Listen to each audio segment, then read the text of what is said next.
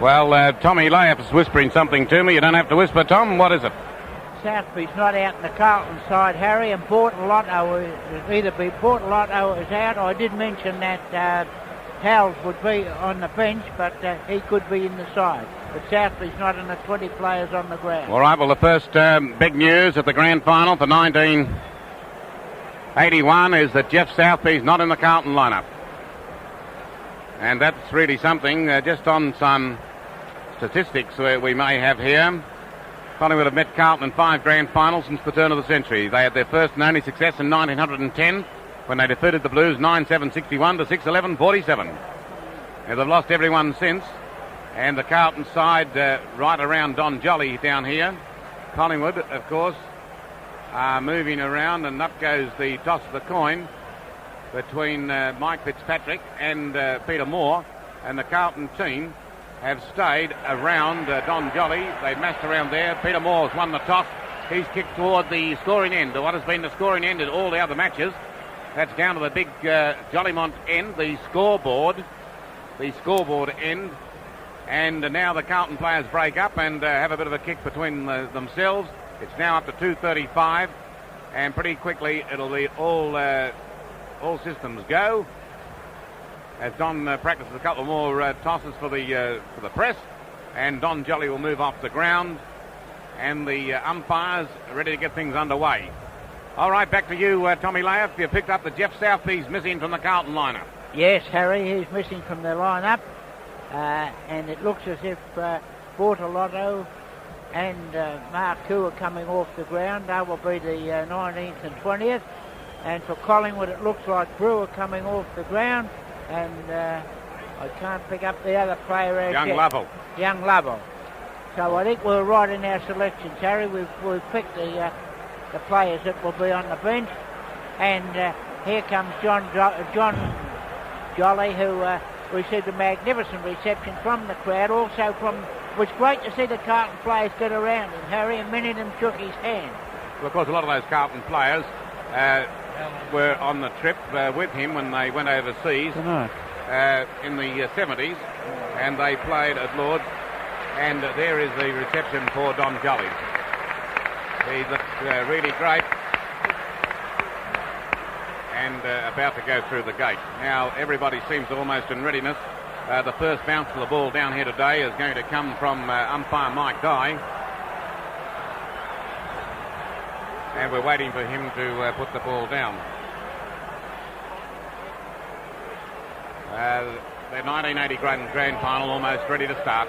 You're on 3AW, on relay to through the Macquarie network. Already Howell is bumping around with Moore, and the goal umpire's gone out and spoken to Howell. Howell's on the ground for Carlton.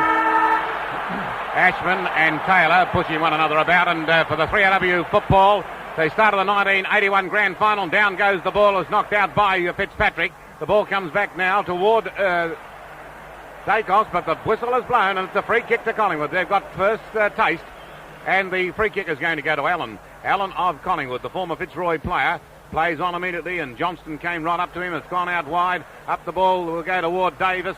Davis of Collingwood couldn't get a kick. It goes back toward Dool. Playing called the umpire. Davis is still in there for Collingwood, and a ball up will ensue from umpire Mike Dye. Half forward flank on the outer side of the ground. The ball positioned for the Collingwood team. No score in the 1981 Grand Final, and Fitzpatrick getting to the back there of the big fellow in Stewart. The ball comes back, however, this time toward Dacos. Dacos for Collingwood kicks toward the half-forward flank boundary line, and it's gone out of bounds on that outer side of the ground. Howe looking after Moore. Moore starting on the forward line as predicted, and Stewart going up against Fitzpatrick, and Fitzpatrick got a lovely tap out. Went straight down the throat of his teammate there in Glaskett. Glaskett puts the ball toward the centre wing. It's going back now. There's a ball going out of bounds, but I thought Irwin went down from a punch. Accidental one, but he's up on his feet now, and the ball is out of bounds, and we're waiting for it to come back to be thrown in. Any other positional changes, Tommy, quick? Yes, Harms is on a half-forward line. Dill's picked up Davis. Howell has picked up Moore, and Purbeck is sent half-forward on Stewart. Right, we'll leave it at that at this moment as we see going up good this time was Atkin. Atkin got that knockout for Collingwood. The players are over the top of the ball and round the neck is the decision, and it's a Carlton free kick. Coming up will be Wells to get this free kick for the Carlton side, and a 15-metre penalty as well because they didn't give the ball up quickly, and that was against Williams, young Mark Williams, for not giving the ball up quickly enough to Wells, and he from Carlton is being told to go back and kick over his mark. From the Carlton viewpoint today, it'll be Greg Brown, and from the Collingwood viewpoint, it will be Mick Irwin. So we'll wait to see what comes in when we call those groundsmen in. Wells kicks to the centre half forward spot, travelling up to the punt road end of the ground. It's knocked to the ground, and Johnson went down heavily. Coming through strongly is Stewart for Collingwood. He's kicked through centre half forward, going up towards the outer side of the ground, and at the railway or scoreboard end, Dool got the run of the ball, tapped away by Davis, got it to Moore hand pass to Ray Shaw. He's in trouble. Got to be holding the ball, and it is. Just a bit too long. It went to Ashman, who hand passed to Wells. Wells on the half-forward flank, outer side of the ground, drives it forward. The lead up by McClure, a beautiful mark. McClure, half-forward flank towards centre wing, perhaps. A left-foot kick. He's kicked it in towards Bazasto, and Bazasto's taken the grab. Bazasto's mark in the forward pocket, probably 35 metres out, and kicking to the punt road end. Bazasto of Carlton, a dynamic player this year. The angle is about 50 degrees. He's well out from the man on his mark, which is Toomey. And Bazasto shoots for goal, and it's a bad kick. Just as well he got that one out of his system early, I suppose. It's 1 point on the 3RW scoreboard, and 1 point to Carlton on the 3RW scoreboard about 3 minutes into play. All right, well, we wait for the ball to be kicked back into play, and this will be done by the Collingwood full-back, and Peter McCormick is going to kick the ball back into play. As Bill told you, 1 point only on the 3W Carlton United scoreboard. Up they go. In the back is the decision, and it will go to Mark Williams. Mark Williams, the Collingwood centre player, this year, one of two players recruited from South Australia, and there's the kick by that player with Johnston very much close to the mark. As the ball goes out the back, two Collingwood players flying together. Kink was one and Stewart the other. The ball goes to ground, a chance for Irwin. Can't pick it up. The ball is thrown out virtually, and has gone over the line off the fingers and hands of the nervous players, as the nervous tension is gradually going out of the players' system. Well, it's thrown back into play on the Collingwood half-forward line on the outer side of the ground, down to Wells, who punches away wildly but follows up and bips it away again across in the direction of Sheldon, but he saw it over the line and out of bounds. Between centre wing and half-forward flank for Collingwood outer side, and their score is 0 on the 3RW Carlton United scoreboard. Carlton have registered the only point, a wild kick by Bazasto. The ball coming back into play now, and it's Fitzpatrick and Stewart, and coming in to help there was Hunter. It went down to the ground to be picked up by Dacos. He's getting onto his left foot, some good shepherding there by Stewart, and Dacos whips it up towards the half-forward line, but standing in the way is Dool. There'll be a 15-metre penalty against Kink. Unnecessary. Anyhow, Carlton with the kick, and Dool kicks it towards the centre of the ground. Leading up there is McClure. Leading in the race for the ball was Byrne. McClure had it under control, knocked it away. There's a chance here for Byrne, and Byrne puts Collingwood into attack. Coming around the members' wing, and he's looking for Davis. Davis of Collingwood against his former club picks it up, but he's gone over the line out of bounds. No, he hasn't. Kept it in play. He's given it to Moore. It's out of bounds. Out of bounds. The boundary umpire coming up belatedly in the forward pocket for Collingwood. Their score, Carlton score 1 behind 1 point, and Collingwood yet to score. It's 5 minutes into the first term of the 1981 Grand Final. The boundary umpire preparing to get it back into play. He has now, and it's Fitzpatrick and Moore, two out. Neither won it decisively, but the free kick went against Moore to be taken by the Carlton captain, Fitzpatrick. 5.5 minutes into the term, it's Carlton behind and Collingwood yet to score. Here's the kick by Fitzpatrick, looking for McClure. Up in front was Picken. Picken thought he got it in the back. It came down to Allen. He's in play early. Goes over to Mark Williams. A hand pass back to Byrne. He's got to get rid of it quickly. He does. And it's a great mark to Dacos. Falling forward. No, that's Irwin. Irwin's got that one, and that'll be a confidence lifter. He threw himself at that ball. He's kicked it long. It's a wobbly kick, however. It's going to go to Fitzpatrick on his own, lurking down on that back line. And the tandem tactics on Peter Moore. There was Big Hal and Fitzpatrick, and that's a shocking kick by the Carlton captain. It's gone straight to the hands of the speedster for Collingwood in Ricky Barham, and he's marked on the member stand side of the ground. He's going to try and run around, and he does, around Mayland. He skirts the boundary line and then kicks long, looking for Moore. Moore sets himself for the mark, can't take it. Williams going to kick a goal here. He's got it on the left boot, and through it goes, and that's the first one. That's the first one for the Magpies. Up went Moore to try and outmark two opponents there in Howell and Fitzpatrick. Fitzpatrick dropping back in those tandem tactics on Moore. So already the very presence of the Collingwood captain is making a difference. And lurking there was the Collingwood centre man, he's drifted right down to the forward pocket and snapped with the left boot, and through it went. Now from the Collingwood viewpoint, Mick Irwin. Great goal from Williams, created by the pressure of Peter Moore being in the goal square. Okay, ball back in the centre, umpire Robinson. Preparing to put it down. He's put it down right in the centre of the circle. It's a good bounce. The ruckman gathered there. It was Fitzpatrick against Stewart, and the Carlton captain won it. Picked up very quickly there by Toomey. Toomey's left foot kick into the centre is marked by McConville. McConville in the centre of the ground for Carlton, kicking down towards the punt road end of the ground, up towards Sheldon, who missed the mark. It went down to ground. Nervous fumbles and jitters by Harms. Couldn't control the ball. Down to the ground. The umpire wisely will bounce on Carlton's half-forward line on the outer side of the ground as they take their traffic up towards the punt road end of the ground. It's Collingwood a goal and Carlton a point on the 3W Carlton United scoreboard. The ball knocked away by Atkin down the direction of Dacos, elusive there, holding the ball against Dacos, and the tackle by Glasgow was successful on the half-forward flank outer side. Glasgow pilots the ball up towards full forward. They're coming out there was Mackay, knocked to the ground, and a shot by Johnston is offline. 1 point to Wayne Johnson, a flying shot for goal. It's Carlton second behind, and Collingwood are a goal on the 3AW Carlton and United scoreboard. 7.5, 8 minutes into the term as the ball comes back into McCormick to be kicked back into play. McCormick, the Collingwood full-black, and Mackay standing out there at the full forward position. McCormick taking plenty of time about it, eventually comes to the line and boots straight down the centre of the ground, up towards his team centre half back spot. McClure had a touch and knocked it down, picked up by Dacos, who's active early, picked up again by McClure at centre half forward. He might have got a free kick, but play on was the call. Into the pack it goes, and the free kick goes to Irwin of Collingwood.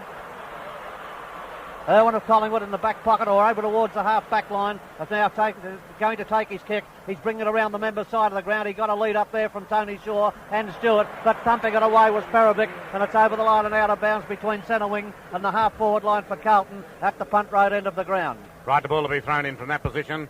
In the ruck will be Aitken. Aitken against Fitzpatrick. Fitzpatrick got the knockout, but it went to Tony Shaw. That was a very nice hand pass. Then it went back to Ricky Barham. Barham's trying to find Kink, but he's behind. And there was a poor kick by Barham, and it gave every opportunity for McConville to mark, and he did that, and he did it nicely. The fist of Renee Kink came behind to try and punch the ball away. He was too late, and it now goes down towards Billy Picken. Oh, Picken was lined up there. He missed him. That was Greg Wells with a good, strong shepherd, and it was fair. And now the ball from Ricky Barham down toward Davis. Davis with a great tackle. Almost threw out by McConville. Over toward Dool. Dool gets it, and they're fighting one another in there. Fitzpatrick and Wells, two teammates. Fitzpatrick took the mark and hand passed the ball over to Glasgow. Glasgow, oh, it's a shocking kick and a great mark. Flying through the air there by Barham, and Barham marks for Collingwood. That's centre wing, and he brings it around the member side of the ground. He's passed to Byrne, perfect, and Byrne has taken the mark. Centre wing on the member side, and Collingwood attacking to the railway scoreboard end. The kick by Byrne long down towards centre half forward. Perovic had a touch, knocked away by Fitzpatrick, gathered in by King, who hooks it back towards goal, but it's offline and through for 1 point.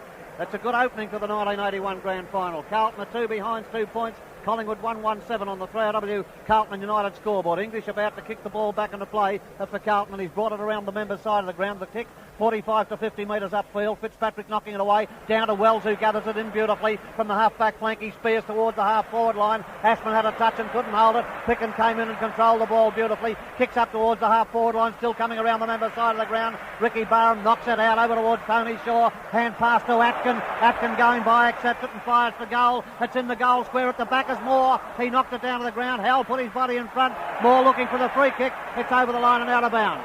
Good umpiring, Robinson.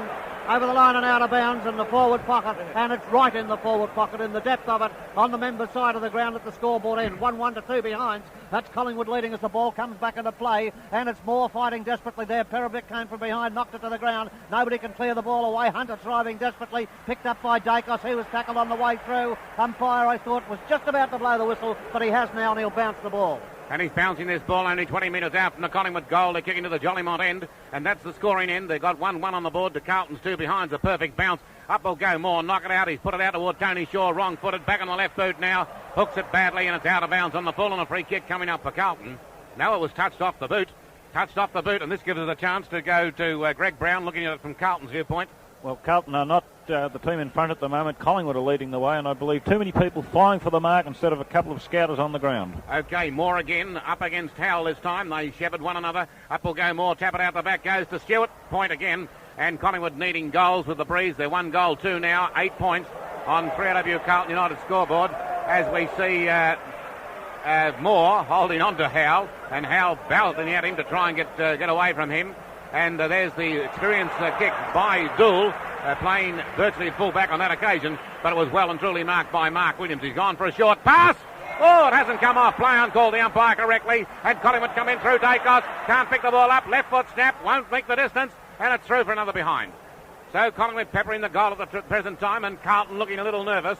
If anything, showing the signs of nerves, and English will kick in this time. Collingwood 1-3-9, 3LW Carlton United scoreboard. Carlton 2 behind. At the 12-minute mark, an English kick straight down the ground. Fitzpatrick knocks it further afield, up towards there, taken under control by Cooper. Cooper's kick is water half-forward line, down to the ground, knocked away by Buckley across to Perovic. Perovic kicks to the centre wing position. Vacant spaces on the outer side of the ground. Sheldon leading in the race for the ball, but it's too much for him, and it's gone over the line out of bounds. And Sheldon had the paddock to himself had he been able to control the ball and get it back into play. But not was the case, and it's back into play now per medium of the boundary umpire. Fitzpatrick up high, tapped it down, but the free kick is against the Collingwood, the Carlton player, and the free kick goes to Atkin, who hand passes to Ray Shaw from centre wing position. He kicks it long up towards the half forward line. Stewart had a touch, knocked it to the ground. He's following it up well, and he picks it up and gets it onto his left foot, kicks into the goal square. English and Moore fly for the ball, neither make contact. It's gone to the ground. Tony Shaw tapping it around near the boundary line. Nobody can take it control. Howell did. Moore knocked it away from him, and it's gone over the line out of bounds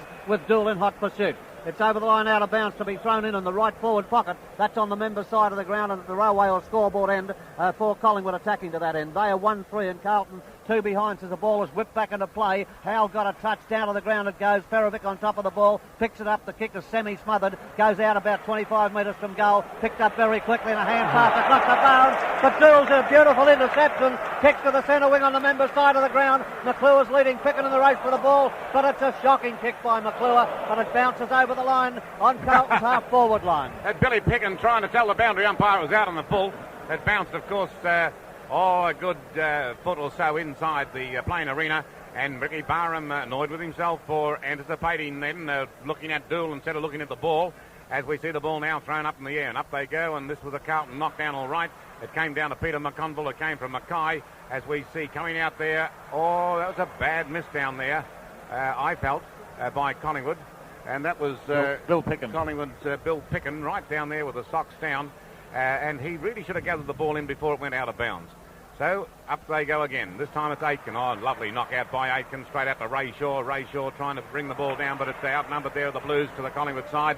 Dacos was then doing a David and Goliath act that went to Fitzpatrick, over then to Hunter. His kick has been marked by Rene Kinkin. 2 bounces and he's gone clear.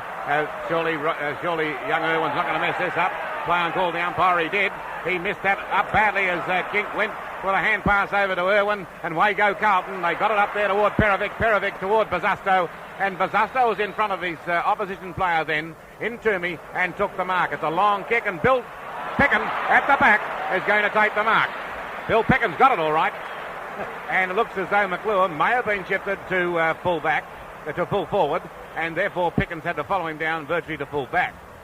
So McClure opened up well, but Picken with a strong mark there to relieve any pressure for Collingwood virtually on the goal line as the ball is punched away by Collingwood out the back, trying to find their teammate in Mark Williams. As Sheldon's in front. Sheldon's picked the ball up now, has gone for a hand pass. The boundary umpire says it's out, and it's out of bounds on the outer side of the ground. So Carlton still trailing. They're 2 behinds after 15 minutes of play, first quarter of the 1981 Grand Final. Collingwood a 1-goal 3-9. Ball thrown back into play, and Fitzpatrick again wins the duel, and he thumps it across to the half-forward line. Wells is there, too long, holding the ball against Wells, and a good tackle on him by Taylor, or Byrne. It's Byrne. Byrne hand passes across to Dacos, who's got a roving commission as usual, and Dacos has kicked from the half-back flank up towards the centre wing position. Over there is Stewart and Perovic, and Stewart leads in the race for the ball, but the 2 big men lumber after, as it were, as it goes over the line out of bounds. But there's a free kick, and it's going to go. It must have been kicked by Perovic, because the free kick's gone to Stewart. Stewart on centre wing position on the outer side has kicked the ball long up towards Davis, knocked away from him, but it's in the back.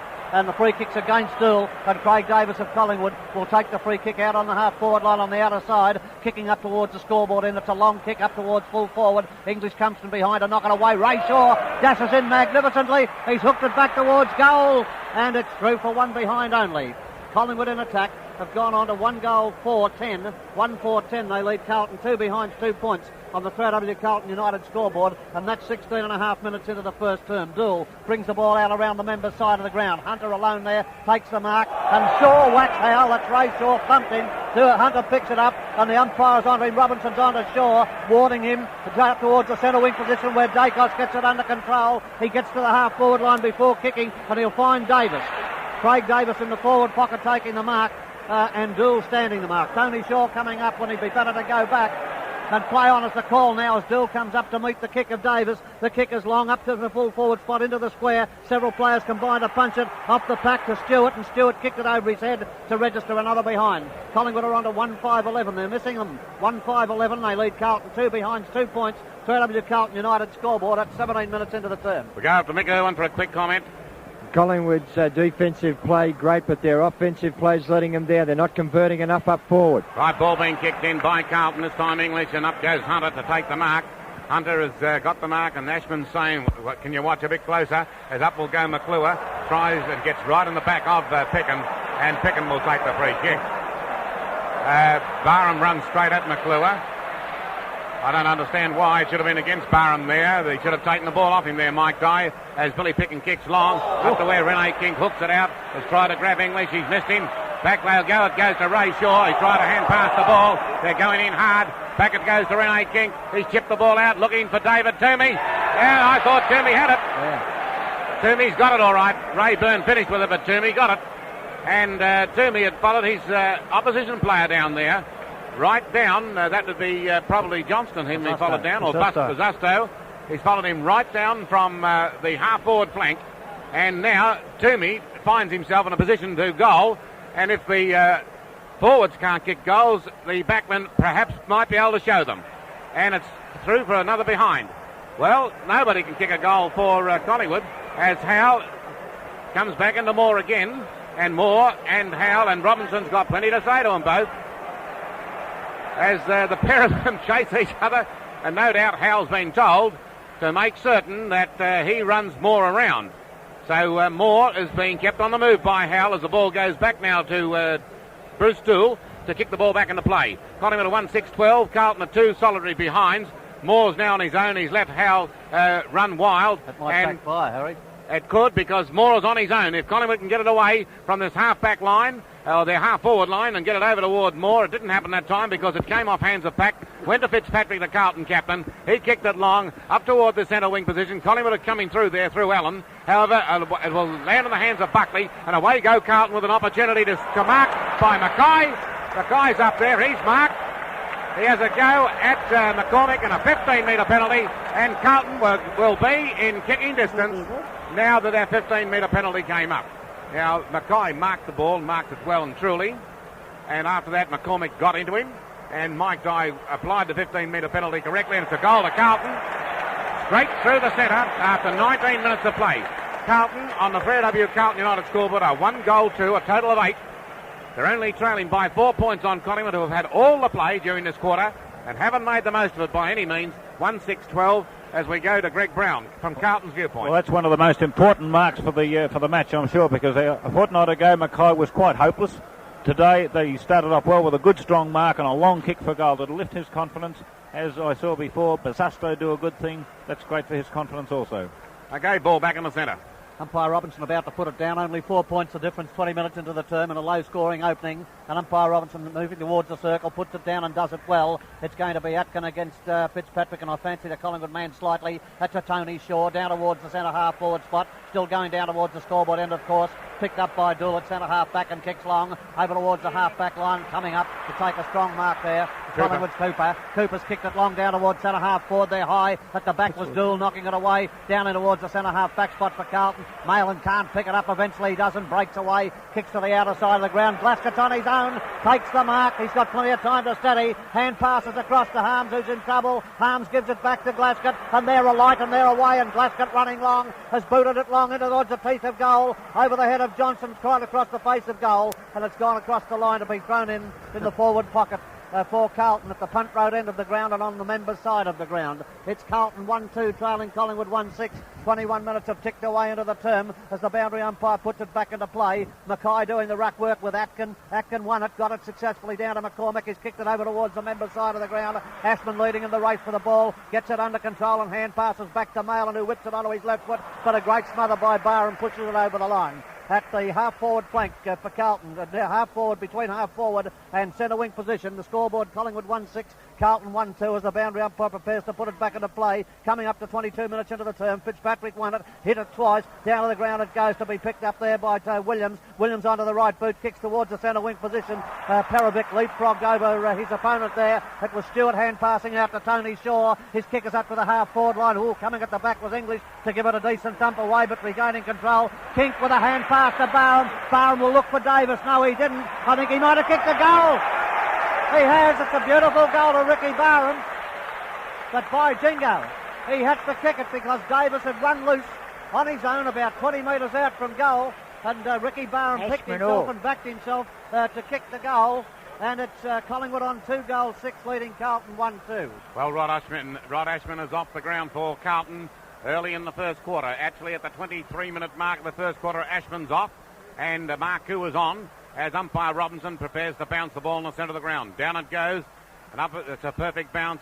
This will be the experience against the young bloke, and it was the experience of Fitzpatrick that won out, but Collingwood have taken away from there. Taylor did that, and Taylor of Collingwood out toward Davis again, and Dool and Davis after the ball. He eludes the tackle, Bruce Dool, chips it down nicely toward Marcoux. On his own, takes the mark. Right on the boundary line on the centre wing on the member stand side of the ground, and he kicks into the player in front of him. Well done, Taylor. Taylor gets it in the back. No, play on call the umpire. Comes back from Marcoux. In will go Tony Shaw. Did it nicely too. And now he takes his eye off the ball temporarily. Almost got it around the neck there, incidentally, Tony Shaw. But umpire Robinson got things well and truly under control. And this is a man's game. No place for the frightened players out there as we see the ball thrown in. Again, it comes towards Rene Kink. He's trying to keep it in play. No, it's gone out of bounds. And just as he was about to trap it, and the ball will be thrown in yet again. This time it's Stewart against Fitzpatrick. Fitzpatrick doing all the ruck work for Carlton and doing it pretty well.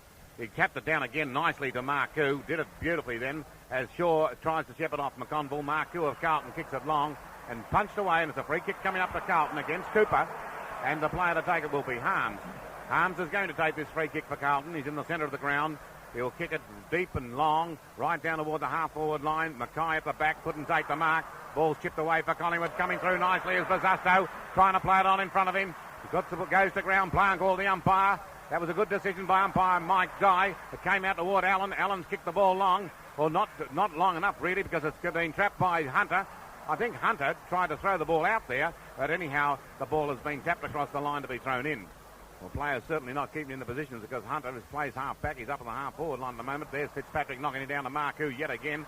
They'll fly high for the ball. McClure up against Mackay's own teammate. McClure's first to follow it up. Breaks the tackle, almost too long. But Collingwood come away through Billy Peckin in that last line of defence. It's all Carlton here. 3 of them could have flown to the mark. Fitzpatrick was there and Harms took the mark. And a decent piece of cooperation calling to Harms to take it. From the centre wing position, it's a magnificent kick at 60 metres upfield, and McClure has taken a great mark. That was a ripper. This is a great duel between McClure and Pick, and I'd say that honours are pretty even at this stage. Each has taken a towering mark, and that one to McClure gives him the opportunity to post another score for Carlton, who are on 1-2 and trailing Collingwood 2-6 on the 3W Carlton United scoreboard. It's 25 minutes into the term with McClure lining them up from maybe 30 metres out, and we'll call it directly in front. The angle is slight, and it's on its way, and it's through. I think he's got it in. It's a goal. That was a great goal to McClure. That's one of the highlights of the match thus far, without any doubt. And Collingwood now on 2-6 lead Carlton 2-2 in the first term of the 1981 Grand Final. To Greg Brown. I think Carlton are looking more positive when they do get the ball up forward. It's the Carlton defence that's kept them in the game through smothering tactics on the Collingwood forwards. Moore is posing a problem because he's dragging players down to him, but I think the Collingwood defence is going to have to lift to try and stop Bazasto is the boy, yes. Okay, ball back with umpire Robinson in the centre of the ground. He's about to bounce again. Fitzpatrick doing a great job in the ruck. Up against young Aitken. This time the ball, the bounce favours Aitken, but it was still knocked out by the little fella Sheldon. And up comes Toomey to pounce it down further again. The ball is going one way and the other. In will go Ray Shaw. He gets it.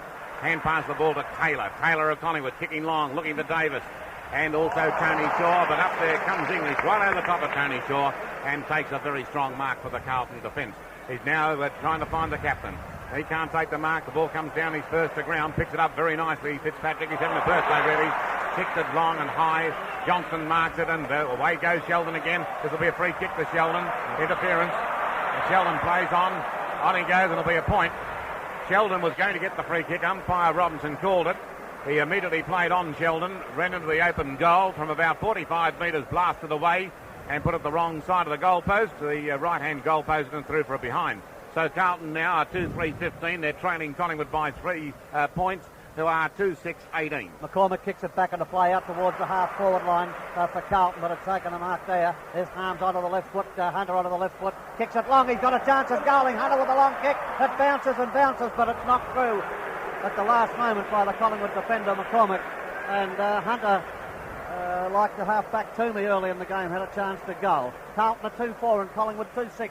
On the 3W Carlton United scoreboard, and McCormick about to put the ball back into play from the punt road end at the 27-minute mark. McCormick's kick is long. It's a beautiful kick upfield, knocked away by several players down to the ground, giving an opportunity for Marcoux, the speedy Marcoux. He gets it, takes it under control, kicks with the right foot out towards the line, but it's going to be held up. A pop hand pass over there from Cooper to Dacos. Dacos takes the ball around the line. There's a chance for him to get into attack, and Dacos kicks, but it's a shoddy one.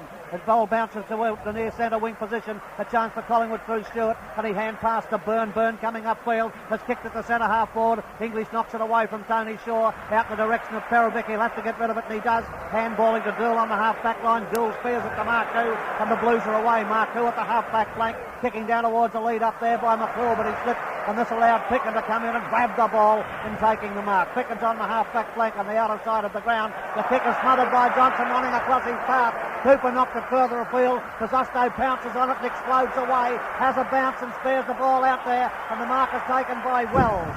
Wells on the half-forward flank, coming onto his left foot and delivering in the ball in towards Mackay. They're trying to create him. It's knocked to the ground over towards Picken. Picken has it knocked away by McClure, and the pack foreman, the umpire, will bounce as he got a free kick. He found a free kick. That's a free kick there at the centre half-back spot for Carlton. And Picken will take that. He hand passed the ball out toward McCormick. McCormick, it was young Aitken, who'll kick the ball long for Collingwood down, trying to find Barham. And Ricky Barham has the ball punched away from him by Phil Malin, and it's gone out of bounds to be thrown in. Almost on centre wing on the member stand side of the ground. We've gone 29 minutes into the first quarter. Collingwood are in front by 2 solitary points, 2-6 to 2-4. Ball thrashed away. Coming out now toward Davis. Will try and kick it off the ground. Doesn't do so. Good strong bump there by McConville. He's got it to the Collingwood players back there. And Ray Shaw will take the free kick. Rene King and Mike Fitzpatrick having a little bit of a 15-metre penalty against Fitzpatrick for not throwing the ball up correctly. So back comes Wells, and the siren sounds. I don't think there'll be any result of that. They won't let the ball still bounce in, but it won't make the goal. Howe should have known better than that, because that kick was legitimate, and had it continued to bounce, it was almost impossible to do so, but it could have scored some minor score. 29 minutes that quarter went, and at quarter time, Collingwood, who had most of the forward play, didn't make the most of their opportunities. They kicked 2 goals 6 for a total of 18, but they lead Carlton, who are 2 goals 4, 16, and the goal kickers for Collingwood, Williams and Barham, and for Carlton, the 2 goal kickers there are McClure and Mackay. This is 3AW Football. Now 3AW's Match of the Day, 12:78. 3AW, talking football. Ashman back on the field. Umpire Robinson moving in to bounce the ball. Start of second quarter for 1981 Grand Final. Collingwood are 2 points in front. 2 goals 6 to 2 goals 4, and Fitzpatrick has stumped the ball. He stumped it so far it's down the forward pocket before Collingwood's Ian Cooper picks it up. Hand pass it over toward Toomey. Under pressure from Basasto. And his hand pass has gone straight out of bounds. Straight out of bounds now, and waiting for the ball to be thrown in on that half-forward flank for Carlton. Kicking to the big scoreboard end, and that is the scoring end. This time up will go Atkin. Atkin for Collingwood went up for the punch out. That was picked up by Marcoux again. He kicks towards centre half forward. In goes Picken trying to box for a free kick. Didn't get away with it that time from Mike Dye, who saw him plunge forward and said, no, give it here and I'll bounce it. So Picken picks himself up, goes across to Mine McClure. Up will go Aiken. Aiken didn't get the tap out. Actually, Byrne got that tap out for Collingwood, and it came out toward Taylor. Collingwood should have taken it under control. Round the neck to Marcoux, and Marcoux of Carlton will take this free kick. So this is his 8th kick for the day. He had 6 up to the quarter time, coming on the 23-minute mark, and he's had 2 in this quarter already, so he's really burning. And from this set shot, he'll go close to putting this through. Harms leading up, but Cooper watching him closely. Cooper got the job of handling Harms. Won't quite make the distance. Mackay is going to try and take the mark. It's knocked off hands. Back to Ashman. Ashman, left foot snap. Put it through. Goal. Valuable one, and Carlton are in front for the first time for the day. Although they may have got the first score, they did. They did get the first behind, but that's the first time they've really been in front on the scoreboard and on the 3AW Carlton United scoreboard. Carlton with a score. They're wrong there. It's 3 goals for a total of 22. Collingwood are 2-6-18. They'll fix it up in a moment. They've fixed it up now. They've been told that Carlton are 3-4, a total of 22, and Collingwood 2-6-18 as umpire Robinson comes in to bounce the ball in the centre. Putting it down in the centre at the 2.5-minute marker into the second term, and it was Fitzpatrick knocking it away across towards McClure, but Kink came in, and Kink's got a free kick for being pushed in the back. Kink is in the centre of the ground. Collingwood travelling down towards the punt road end in this quarter, and a couple of players, Allen arguing the toss there with Johnson. Allen going downfield, and Johnson, of course, following him. A 15-metre penalty. McConville goes back, and Kink comes up 15 metres to kick it long down to full forward. In front is Moore, and Moore's marked. That was in the classic style. He never looked like missing that mark, did Peter Moore. And he's got the chance to add to Collingwood's 2-6, which is still being shown as 3-6 on the scoreboard. Incidentally, 2 Carlton players flew against Moore then too, Bill, but he had the front position. Yes, and no, I didn't notice either one of them try to punch it either. Moore wasn't hampered very much. It was a fine mark, though, and he's directly in front of goal, 20 metres out. Kicked 77 goals one season for Collingwood when he played at full forward, but he missed that one. It's a point only, and that's a bad miss. That's the sort of miss that drains the spirit a little bit. And Peter Moore missing it. Craig Davis now standing in the full forward position, and Moore being forced to chase Howell back upfield. Howell's back at the centre half back spot, getting in towards the centre of the ground, and Doole's going to kick the ball back into play. Howell comes the other way.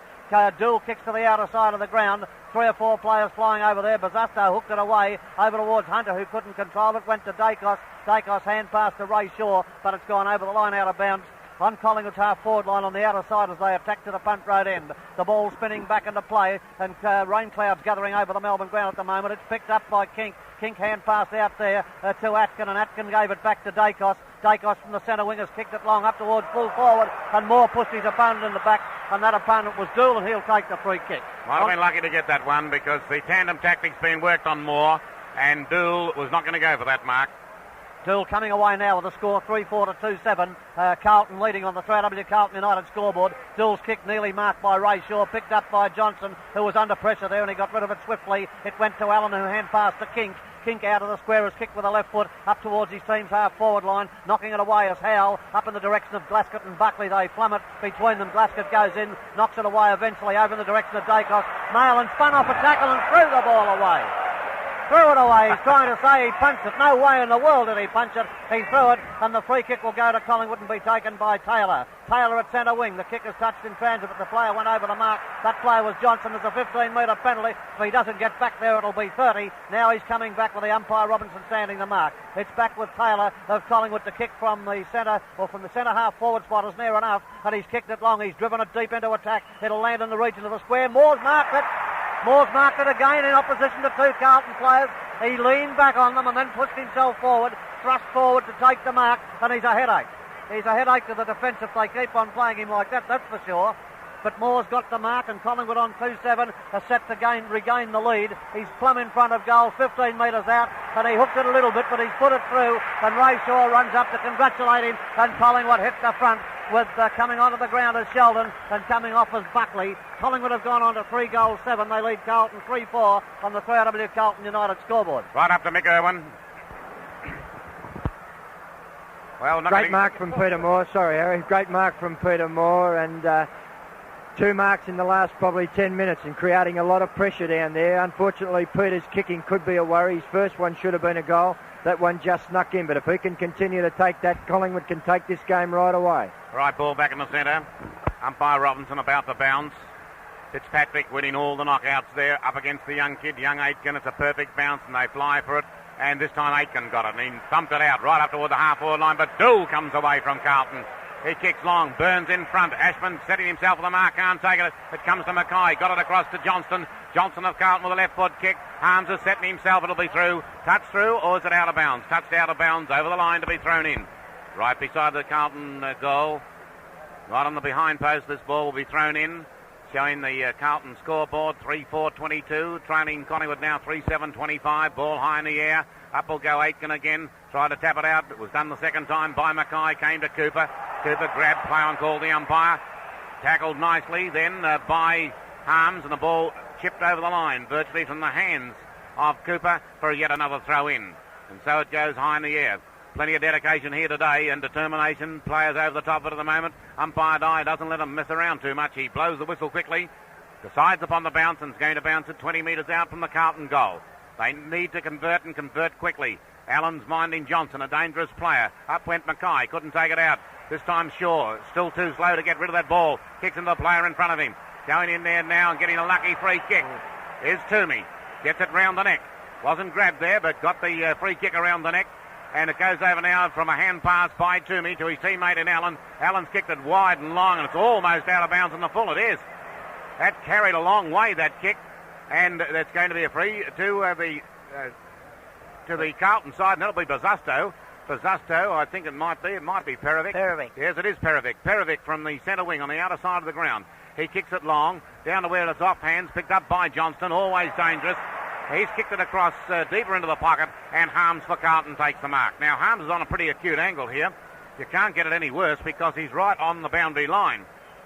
Right on the boundary line to take this kick. Harms could put Carlton back in front if he can dob it. It's gone across the face of goal. It's out of bounds in the full, and a free kick will come up to Collingwood here, and this one will be taken by McCormick.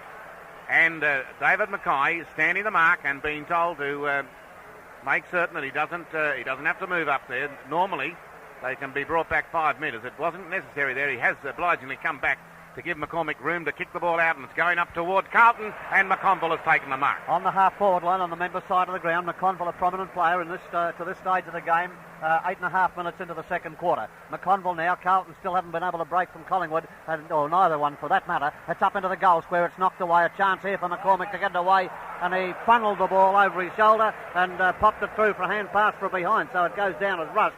And it adds a point to the tally of Carlton to take them on the 3W Carlton United scoreboard to 3-5-23, but they trail Collingwood 3-7-25. McCormick about to put the ball back into play as we approach the 9-minute mark of the term, and McCormick has kicked directly down the ground, slightly favouring the outer side, if anything. Sheldon dropped the easiest of marks. It's picked up by Dacos. Dacos hand passes to Pickett. He's driven long up towards centre half forward. Moore came out and bounced like a pea off a drum off his chest. Down to the ground again, and Carlton coming out with Sheldon getting control of the ball. Sheldon hand passes wildly, intercepted by Barham, who tapped it to Stewart, who gave it to Tony Shaw, who gave it to Dacos. All good handball. Dacos has hooked it back. It's a goal.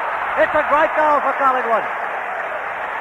That is the play of the day, and it started when Peter Moore missed the easiest of marks. Dacos has kicked a great goal, and Collingwood have hit the front on 4-7. Well, they were in front, but they've increased their lead to 4-7, 31 over Carlton, 3-5-23, and that came up at the 9-minute mark in the second term. Right, Tommy Lave, a comment from you. Well, that was a great piece of play, Harry, and Dacos is easily the most dangerous player on the ground, shooting with the right or left foot. That was the left foot kick by that player. The ball back down with umpire Dye, bounce it. Up will go Fitzpatrick. He got the tap out all right, but Sheldon can't get the ball away. And Kinkers thumped it right up toward the centre half forward position. Up went Hunter over the top of the players. It's coming out toward Ricky Barham. Hasn't got his confidence today. And let the ball slip again. This was picked up by Sheldon. It went over now toward Ashman. Ashman's chipped it nicely to Wells. Carlton got the loose man running nicely for them. And Markoo's on his own. Markoo will take the mark. And McCormick's got a standard. He's going to go for a hand pass to Malin. Close the boundary line. Oh, he's kept it in play. Very nicely. Play on call the umpire. And it's going to be a Carlton mark. They're up against each other. Sheldon and Fitzpatrick. That's twice that's happened today. And Fitzpatrick flying there, but with Sheldon. I don't think Fitzpatrick would have taken the mark, to be truthful. But bad play by Carlton. They should be calling. Sheldon got the mark at centre half forward and should be able to kick the distance. 10.5 minutes gone. Second quarter. Moving in. Might be going through. I think it has. A goal to Carlton and Sheldon. After 10.5 minutes of play, almost 11 minutes gone. Now Carlton go to 4-5. They're only 2 points trailing on Collingwood. It's 4-7. Carlton 4-5-29. Collingwood 4-7-31. Now to Greg Brown. Well, we'll look at that on the TV tonight. We'll see Malin standing motionless with one hand on the ball inside the boundary, the rest of his body outside before he played on. Had a look at the boundary umpire to check whether he was still in play and then popped it over. It was a lucky one for Carlton because Fitzpatrick nearly upset the mark that finally finished up in that great goal Carlton very necessarily needed. Right, good play by Malin. A ball lost. The crowd decided to keep that one and souvenir that one. So there's $30 gone as the police go up to try and find it. And the ball, the new one, back with umpire Robinson. 11.5 minutes into the second term of the 1981 Grand Final, and Robinson puts it down and does it pretty well again. It's Fitzpatrick approaching it and thumping it away out of the centre. Picked up very quickly by McConville, who put it onto the left foot to kick it into the forward pocket on the outer side of the ground, coming down towards the railway end to a scoreboard end, and Bazasto saw the ball over the line with Toomey. It's between the half-forward flank and the forward pocket for Carlton, attacking around the outer flank and coming up towards the scoreboard end. That scoreboard, the KW Carlton United scoreboard, shows Collingwood 4-7 and Carlton 4-5. The boundary umpire whipping it back into play. Atkin and Fitzpatrick. It went down towards Ashman. He couldn't control it. Neither could Ray Shaw or brother Tony. It's worked its way out towards the centre wing position. Knocked away by several players. McConville gave it across to Wells. Scoped it across, and Wells hand passes to Malin at centre half forward. He's broken the tackle. He runs into an open goal and he's kicked the point. Into an open goal, Malin. He had time to steady. And they're obviously not talking to each other, a lot of the Carlton players, because he was all clear, but the kick was offline. For 1 point, there's only a point of difference in the scores as McCormick comes back into play and kicks it long down towards the centre of the ground, and standing in front of Perovic there was Stewart to take the mark. Collingwood are doing the better of the two teams, even though there's only a point the difference, and Collingwood's kick per medium of Stewart is long up towards the centre half forward spot. Dool knocked it away, Hunter knocked it further away from Dacos, but that dangerous player has got his body in front. He's knocked it to the ground. The hand pass will come out to Irwin. Irwin has kicked it into towards the forward pocket, and Dool sees the ball go over the line on the pull and will take the free kick. Dool in the back pocket for Carlton at the outer side of the ground, and at the punt road end the scoreboard shows Collingwood 4-7 to Carlton 4-6 as we approach the 13-minute mark into the second term in this low-scoring game. Dool's kick has gone 50 metres upfield over towards Fitzpatrick. That's knocked away from him, but he picked it up quickly, popped it onto his left foot, kicking towards centre wing position. Johnson is down there to take it under control with good football. Hand passes to Sheldon. Sheldon across to Perovic. Perovic's kick long over towards the lead up by Marcoux. Marcoux has it knocked away by Byrne. Down to Malin rowing the pack. Malin picks it up and drops it onto the boot in towards the centre of the ground, and coming forward to take the mark as Wells. Wells is on the line on the better side of the centre circle. That is towards his own attacking territory, which is situated at the railway or scoreboard end. Wells has got the lead up from Mackay. Mackay prompts, but he can't take the mark. It's gathered in by McCoo, who's looking for a free kick before he got the ball. Picked up by Bazasto, who shoots a hand pass to Sheldon. Sheldon onto the left foot, kicks it high towards the square. McClure in front. It's knocked to the ground. Malin had the chance.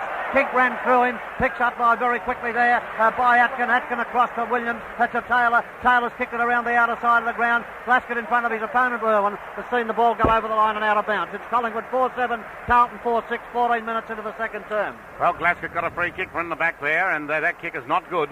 Aitken's in front of Mackay, and Aitken has taken the free kick, taken the mark. He's actually taken it right on his chest.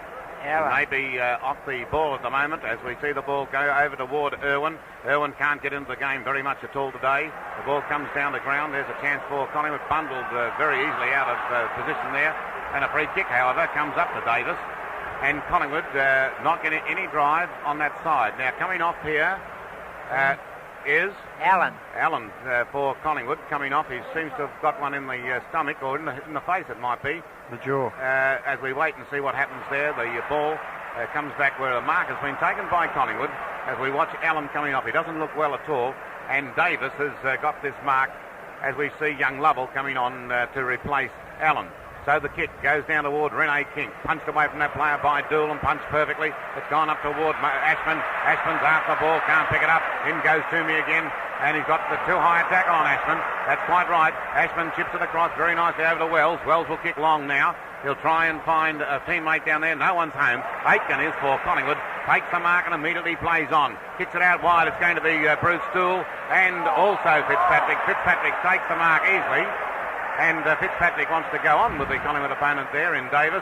Davis arriving on the scene a little late. Thought it might have been a 15-metre penalty. Wasn't given. Fitzpatrick, now it's going to be a 15-metre penalty. I think Robbie must have forgotten the first one because Fitzpatrick did go to play on there.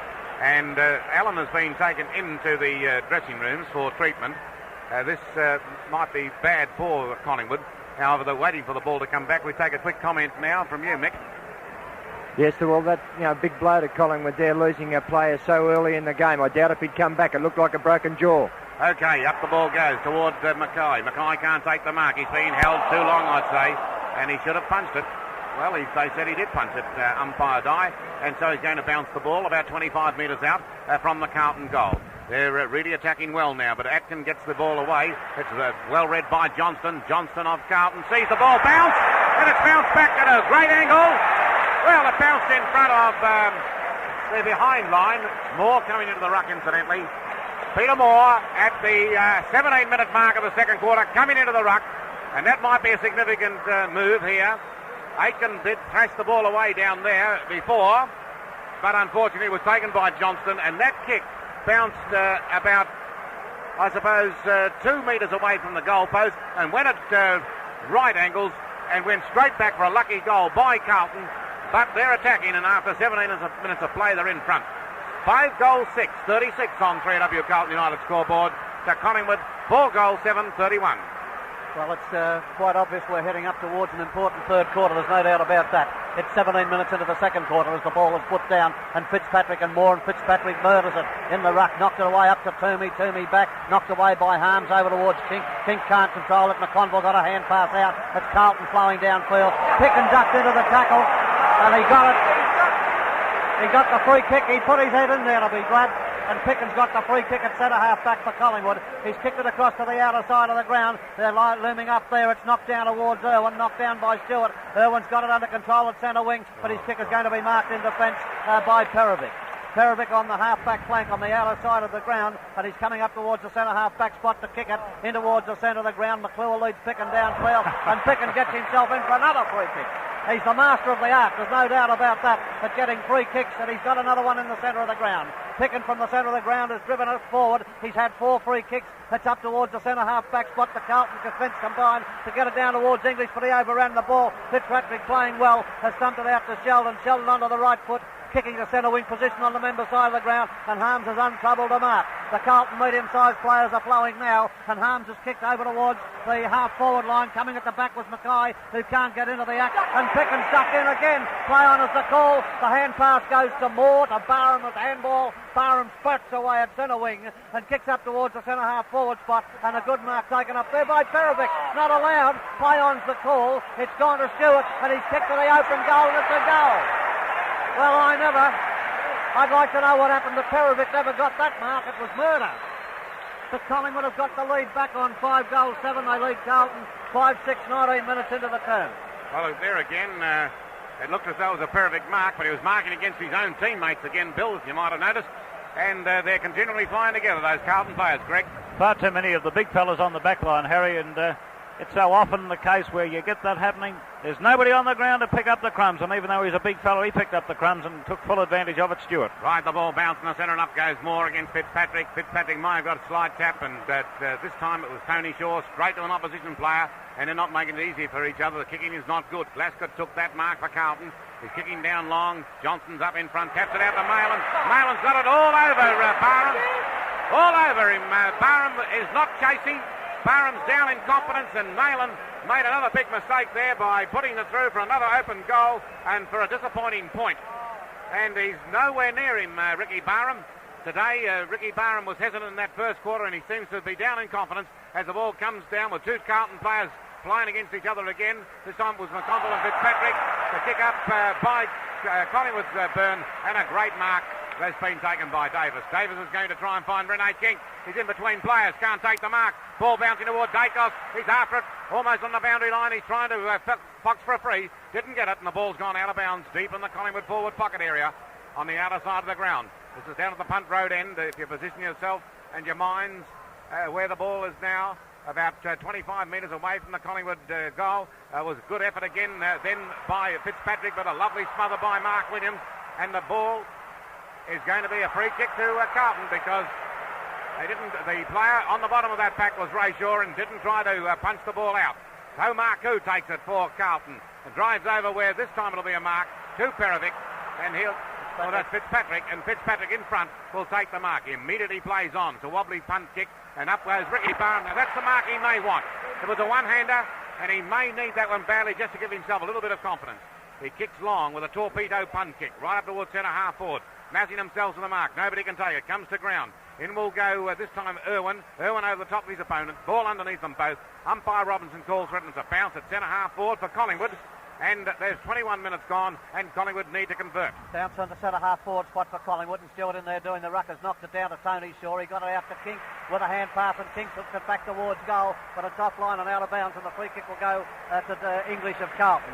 English in the back pocket on the outer side, and defending up at the punt road end. The scoreboard shows that each team has kicked 5 goals, 7-37, and we've come to the 22-minute mark into the second quarter of the 1981 Grand Final. English's kick has travelled about 40 metres upfield, and Hunter's in the front of the pack there to take the mark. He's broken away and taken one bounce. Collingwood player down behind player. I don't know what happened to him. Carlton player walks away from him. It's up towards the centre wing position, and breaking away is Irwin. Irwin gets a hand pass to King.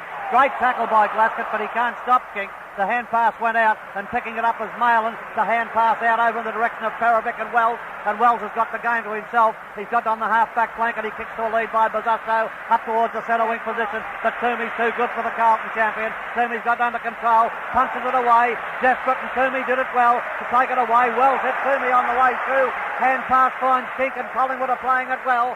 Kink's long kick is up towards the centre half forward, full forward spot, and young Howell comes across to take the mark. He hand passes to Fitzpatrick. They've got it moving now, and Fitzpatrick from the half-back line kicks into the centre of the ground where the mark is taken by Taylor of Collingwood. It's 5 goals, 7 apiece, 23 and a half minutes into the term as Taylor kicks long up towards the centre half forward spot, knocked away from the pack, picked up there by Malin. Malin hand passes out mainly to Marcoux. Marcoux got it away to English. English is kicked down towards the half forward line, and this time Johnson's taken the mark on the half forward flank. Johnson on the half-forward flank member side of the ground, travelling down towards the railway or scoreboard end, and Johnson about to take the kick. That was Dacos behind play down for Collingwood. He's up on his feet now, but looks pretty ginger. Johnson takes the kick. It's dropping short, and the mark's going to be taken by Collingwood McCormick. Carlton not kicking well, not kicking long. That wasn't a Johnson-like kick, really. He's better than that, but it's dropped short, and the mark is taken by McCormick. In the back pocket, he still brings it around the member side of the ground, defending at the railway or scoreboard end. Knocked away from the pack. Malin into Shepherd as Marcoux gets the ball under control. His kick is dropping short, and it's bouncing over the line out of bounds. Still in the forward pocket for Carlton on the member side, travelling up towards the scoreboard end. It's 5 goals, 7 apiece, 24 minutes into the term, and the boundary umpire about to hurl it back into play. Well, Moore's up against Mackay, and it was little Toomey that actually came up and got the tap out. It's come to ground, and Collingwood will take away through Taylor. Taylor goes for a hand pass, finds Tony Shaw. Takes a heck of a long time to get a kick, that fellow. As the ball goes down toward Big Stewart, it's knocked away from him.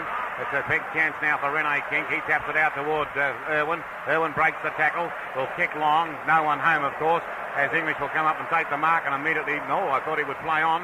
However, he took 2 grabs at that mark. Now he sees the lead up from Fitzpatrick. He's on his own, and he takes it, immediately plays on. Hand pass it to Marcoux. Carlton are doing well now. Marcoux has kicked this ball long. A chance for McCormick to almost take a one-hander, but it goes off his fingertips and through for 1 point. Marcoux, a point for Carlton, puts them in front by that solitary margin after 24 and a half minutes of play. And we find Carlton 5-8-38 to Collingwood 5-7-37 on 3AW Carlton United scoreboard. A kick in, this time by McCormick at Collingwood. Nobody can take the mark. Again, it's Fitzpatrick, always doing something, tapping the ball out, but this time Picken will get there first. Picken hand passes toward the boundary line. It may favour Irwin. It does. He's not fast enough. Picked up very quickly by Glasgow, and his kick is not good, and it'll be marked again by Marcoux. Marcoux plays on to English, and Carlton are on the run. They're running well, and they're free running at the moment as Mike Dye gets in the way, but the mark has been taken by Taylor of Collingwood. He bursts forward. Dool to almost take the mark. Picked up first, gathers it in beautifully. Perovic on his own in the centre of the ground. Eludes a tackle by Taylor, and Carlton away with a left foot kick from Perovic. Up towards the half-forward line, travelling on the outer side of the ground. Johnson was high, but he dropped the mark. It's down to Fitzpatrick, who's doing it all for Carlton. He's knocked it away.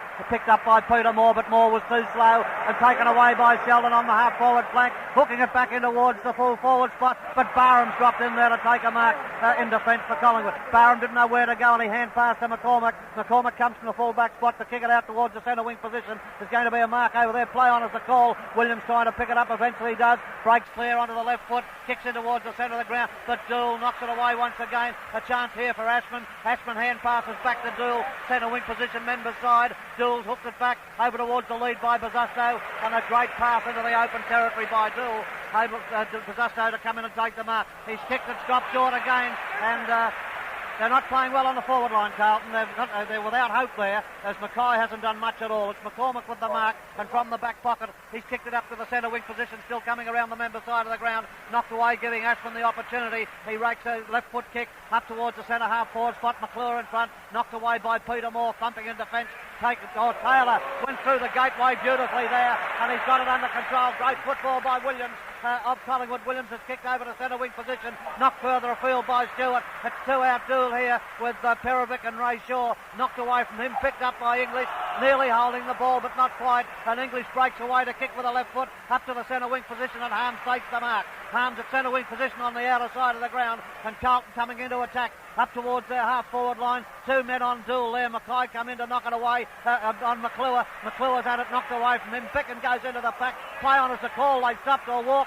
Play on, still play on it. Went out to Tony Shaw and Bazzasto. And Tony Shaw got the free kick with a push in the back. And Tony Shaw immediately plays on a hand pass over to Toomey. Toomey kicks, and it's not a good kick again. It goes toward Malin. Here's a chance now for Davis. Davis eludes two tackles. Back onto the right boot now, trying to kick long. Nobody home there for Collingwood. And up goes English and takes another great mark. English of Carlton. It's a battle of the defences today in the 1981 Grand Final. And Carlton run loose. This time Wells. Wells takes the short pass, then kicks long out toward the half-back flank. But what a shocking pass that was. Meant for somebody, I don't know who. And Cooper, standing back on his own, takes the easiest mark of the day. Well, we can see with that long hand pass, it goes to Tony Shaw, back to Peter Moore. He's struggling. And Peter Moore now goes for a hand pass. He will find, this time, little Williams. And Williams has kicked the ball long, and no one home for Collingwood. They're outmarked down there, and Chuka Howell's son takes the mark and does it well. Howell of Carlton, hand passing out. It goes to Hunter. Hunter out wide. Irwin finding it very difficult to get in the game for Collingwood on that centre wing position against Glascott.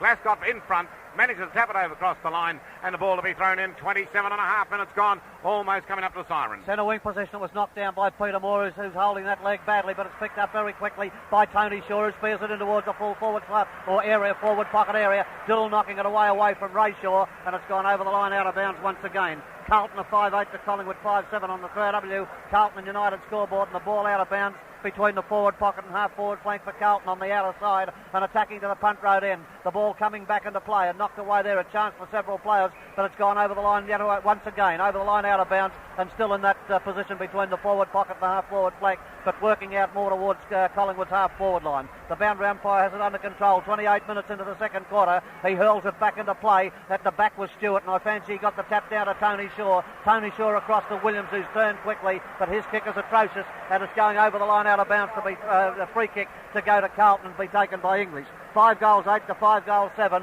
with Carlton leading and well into the time on period of the second quarter. Now English kicks for Carlton, right down toward the centre, trying to find McConville. Didn't find that player, but it's tapped out nicely by him to McClure. McClure kicks long and wide, but it should have been a mark to Byrne. He missed it, and he's run almost out of bounds. The play's allowed to go on. Siren sounds. 1 point the difference.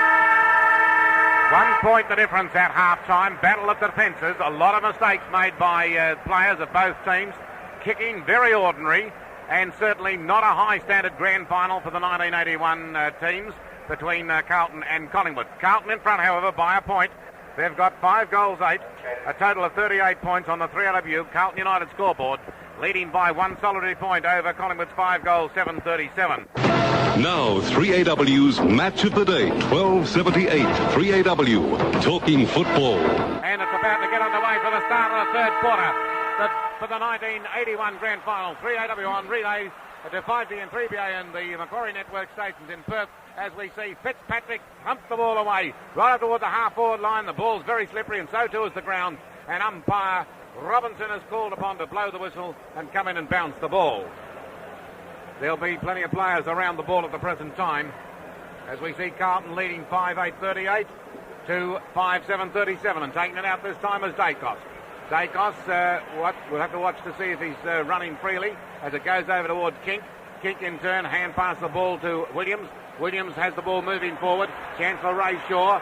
Shaw almost got one in the back, fell over at the same time. It comes down toward Carlton now. It's a chance for Marku. Did it well. Hooked it out toward Perovic. That was a great tackle.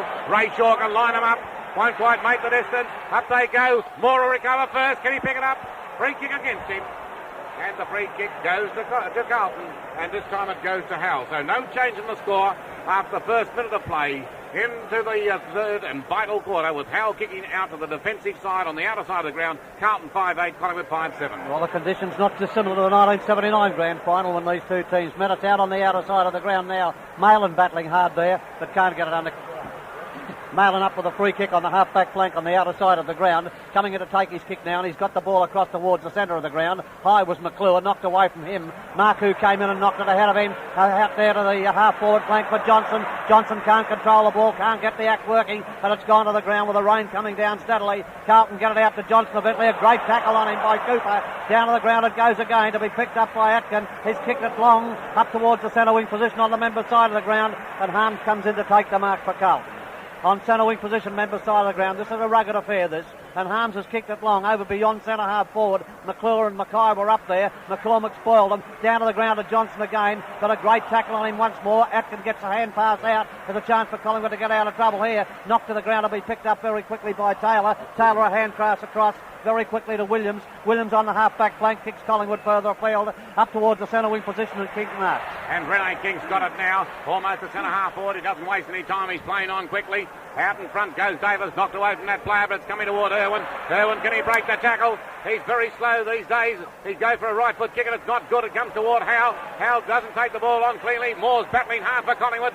Then comes Howell again, following up nicely. Howell takes it away for the Carlton side. The hand pass is not good. It's gone to Tony Shaw of Collingwood. He hand passed in turn toward Taylor. Taylor kicks the ball long. Up there is Shaw. Ball out the back. There's a chance for Rene King. Couldn't quite grab the ball before it went over the behind line. And another behind to Collingwood, and the scores are level. 5-8 apiece on 3W Barron's table scoreboard.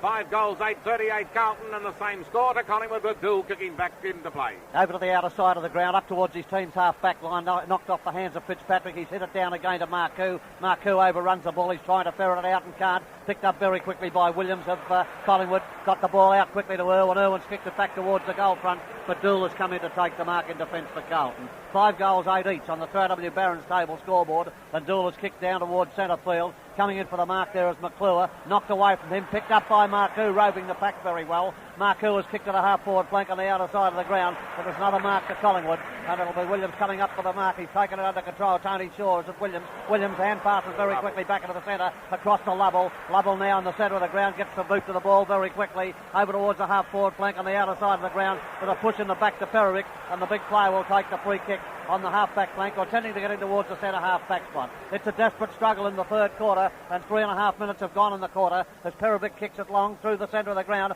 up towards centre half-forward, but Pickens too much from McClure, and the Collingwood defender takes yet another mark. Well, Billy Picken at almost in the centre of the ground will go and try and kick the ball long. The torpedo punt, and Perovic sitting nicely to take the mark, and he was too strong then for Craig Stewart of Collingwood, and Perovic setting back took the mark. Now here's Ray Shaw trying to upset Fitzpatrick, and Fitzpatrick says don't be so silly as Hunter comes in and takes the mark.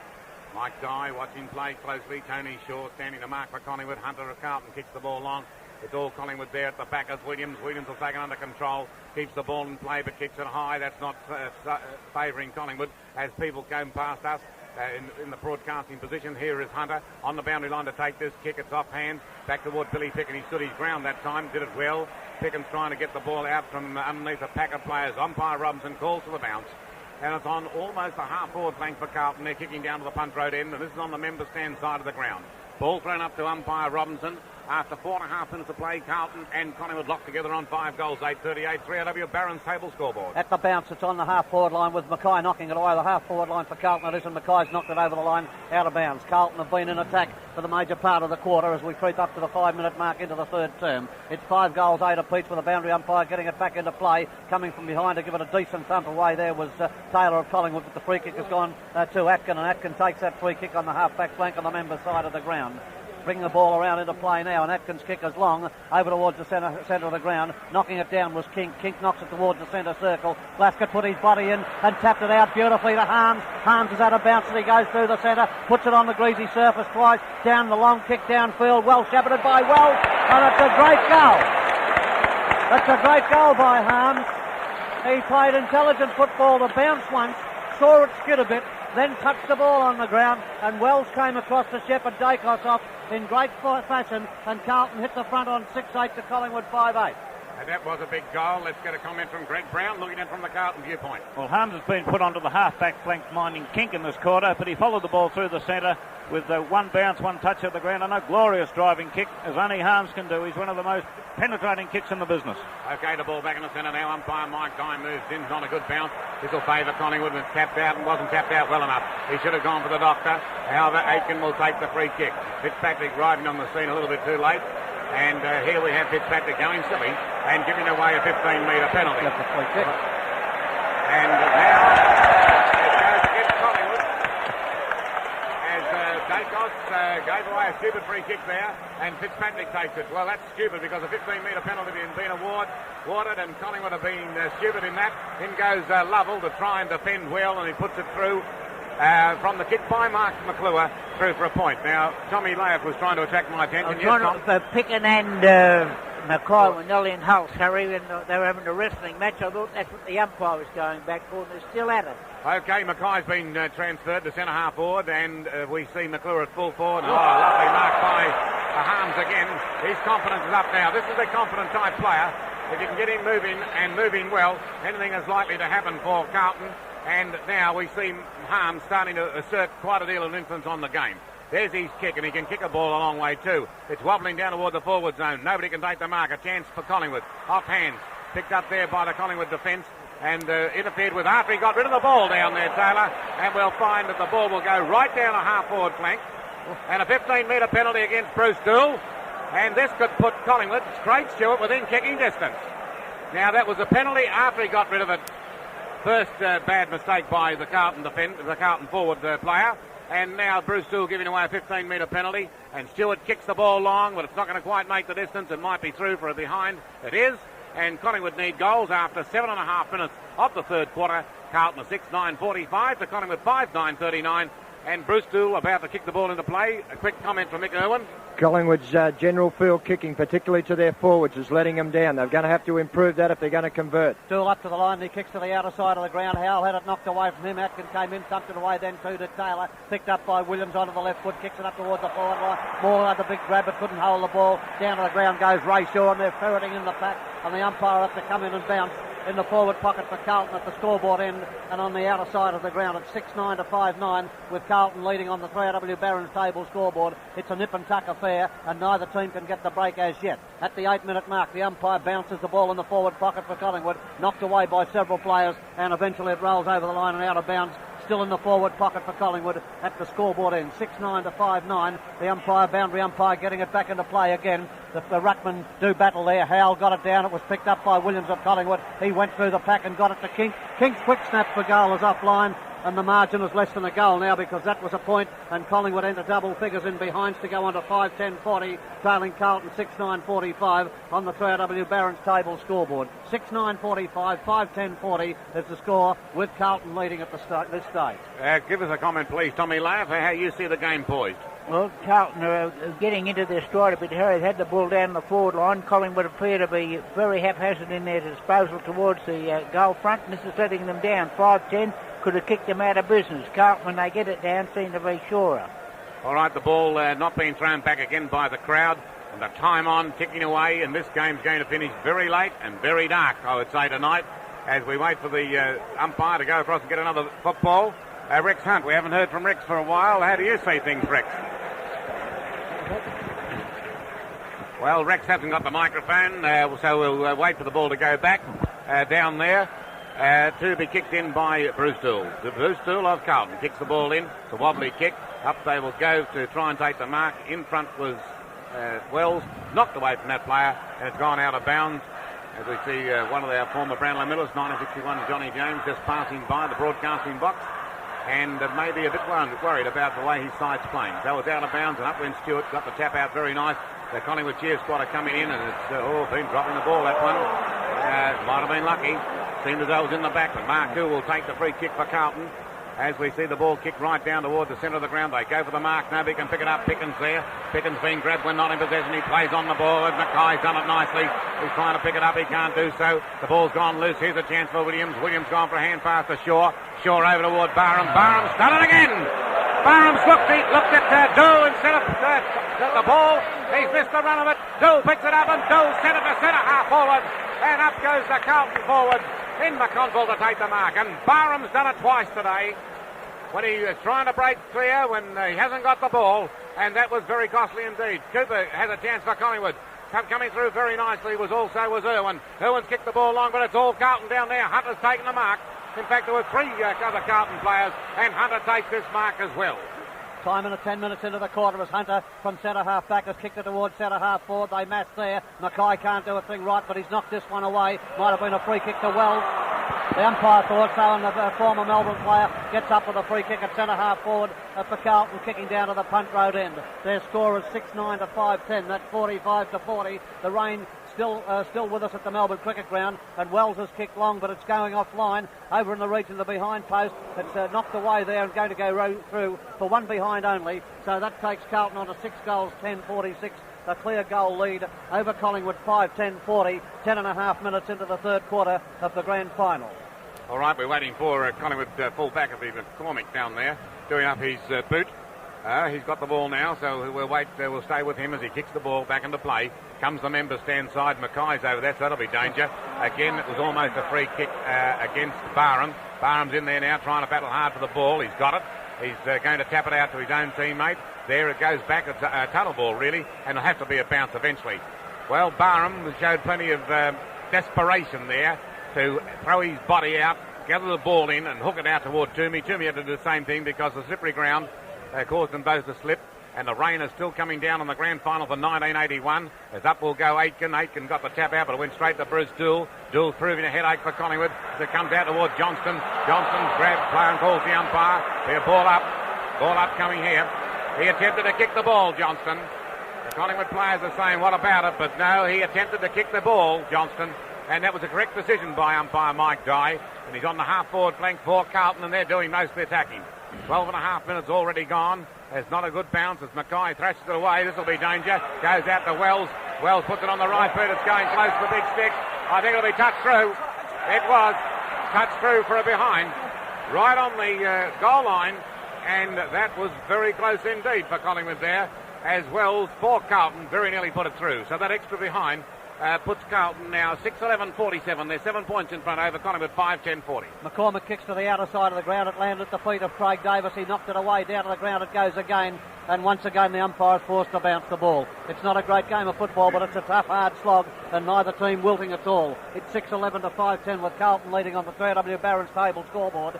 12.5 creeping up to 13 minutes into the third quarter, and neither team can get the break. Mackay has knocked it away over in the direction of Wells, who's picked it up. It was going to be a free kick for a tackle too high on a Collingwood player just as Wells was going away with the ball, and that will be Lovell.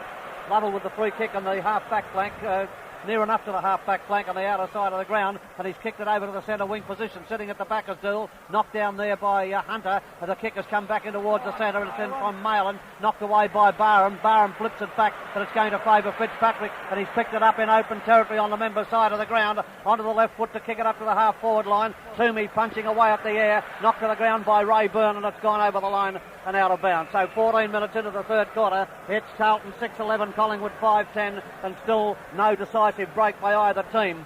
spinning back into play per medium of the boundary umpire. Knocked to the ground, a chance for Malin. Malin knocked it away from Barham. It's gone over the line, out of bounds yet again. Coming up towards centre wing position on the members' side of the ground. 14 3/4 minutes into the third term of the 1981 Grand Final. The ball thrown back into play. Up they go, the ruckman, and no one gets a decisive knock around. This will be a free kick to Williams. Williams grabbed, we're not in possession. The ball kicked away and will give us an opportunity to get another comment. And this time we go to Rex Hunt. Yes, Collingwood at this stage really pouring the pressure on to Carlton. They can't make a break, and these conditions are obviously going to favour Collingwood. Okay, so here's Williams' kick now. He's kicking right down the centre half forward, trying to find King. He won't take the mark. All Collingwood players up. Bruce still down. Bruce didn't take it with him that time. The ball's been knocked out loose. A chance for Ashman to kick off the ground. He missed it badly. The players are over the top. Ball upcoming from the whistle of umpire Robinson. And he gets the ball and bounces on now. Collingwood's half-forward flank on the member stand side of the ground. They're kicking down to the big cricket scoreboard end. That's down the Jollymont end. Fitzpatrick got it. It went out toward Dacos. Dacos picks it up. It's going to be close to out of bounds on the full. It did. And he might have been a bit stiff there, Dacos, because a Carlton player coming at him with his boot up. And there could have been a free kick going his way. It didn't go that way, however. It went out of bounds on the full from the kick by Dacos. English took the free kick for Carlton. It's knocked off the hands of the pack. It goes out now to Dacos from... Oh, that's nice play by Dacos. Dacos out to Taylor. Taylor lining up into an open goal. He's put it through.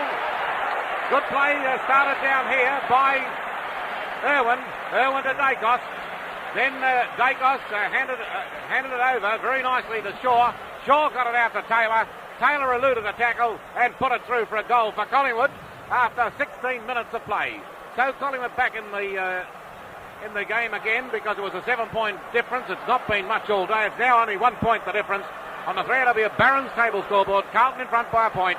6-11-47 to 6-10-46. Centre bounce and Atkins got it out to Ray Shaw. He overran the ball. It came across towards Ashman. Ashman breaks. Kicks short, dropped into Picken. Picken defending well. Has booted the ball down towards the centre half forward spot. Still in front of Craig Davis. Knocked down to the ground and Renee Kink has broken clear. He's chipped a pass across to Tony Shaw. Who marked? That was fine play by Renee Kink. He could have gone on in view of the fact that he kicked 2 magnificent left foot goals last week. He could have been fancied to kick one from there, but he chipped it across to Tony Shaw directly in front of goal, 25 metres out. 6-11 to 6-10 with Carlton leading. Tony Shaw has kicked it. Looks like a goal from here. It is a goal, and Collingwood have hit the front again. 17 minutes into the quarter. Their determination has brought them rewards. They've gone on to 7 goals, 10-52, leading Carlton 6-11-47 on the 3AW Barron's table scoreboard, and Jimmy Buckley warming up on the bench for Carlton. Ashman coming off for Carlton. Buckley going on. Ashman not the dominant player today, although there's been very few consistently dominant players. He's only had 5 kicks today so far, Ashman. That's the second time he's been off. And the ball coming back, we might have to get a new ball again. This gives Mick Irwin a chance to talk on the behalf of Collingwood.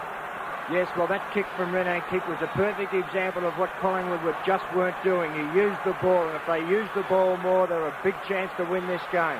All right, the ball back in the centre now. This is another new ball. This might be about the 5th we've had for the day. And it goes up well. In will go Aitken and tap it out all right. Comes out to Halver to Glaskett. Glaskett's tripped up and he'll take a free kick. Yes, it's a free kick from the boot of Williams there again. And Glaskett kicked this very long. They go up and Byrne knocked it down, but it's coming out toward Bazusto. In there is the little fella in Lovell. Lovell's playing a great game again. He hand passed the ball out of trouble toward Cooper. Cooper kicks off the ground. Irwin misses it again. He's missed it all day today, but he's got a chance to recover. He's gone in, he's got tackled over the head, and he's lucky to get it. Yeah.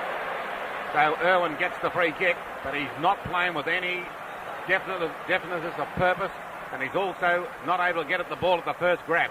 If he could lift his game, it'll make a difference to Collingwood because they've been beaten virtually across that centre wing position. His kick has gone long and will be seen out of bounds as sliding toward the ball was big Mike Fitzpatrick, and he tapped it across the boundary line on Collingwood's half-forward flank. Outer side of the ground, they're kicking down to the Jollymont end. Tapped out the back nicely. Goes over toward Ray Shaw. That was from Craig Stewart. Here's a chance for Peter Moore. Peter Moore will get the free kick. He must get the free. Running in to take the mark. And coming the opposite way was Des English for Carlton. And Moore would have taken the mark. Well, I think he would have taken the mark. He's missed a couple of easy ones. He's taken 2 big grabs during the second quarter, early part of the second quarter. But that could have been a chest mark, and he gets it for interference. He's got a chance, but he can't kick the distance. He's not kicking well at all. Up the players go. English has got a chance to kick it out of danger. He does do so. It's coming out towards Collingwood, but it's going to slide. I think Toomey will get to it first before it gets over the boundary line. He has.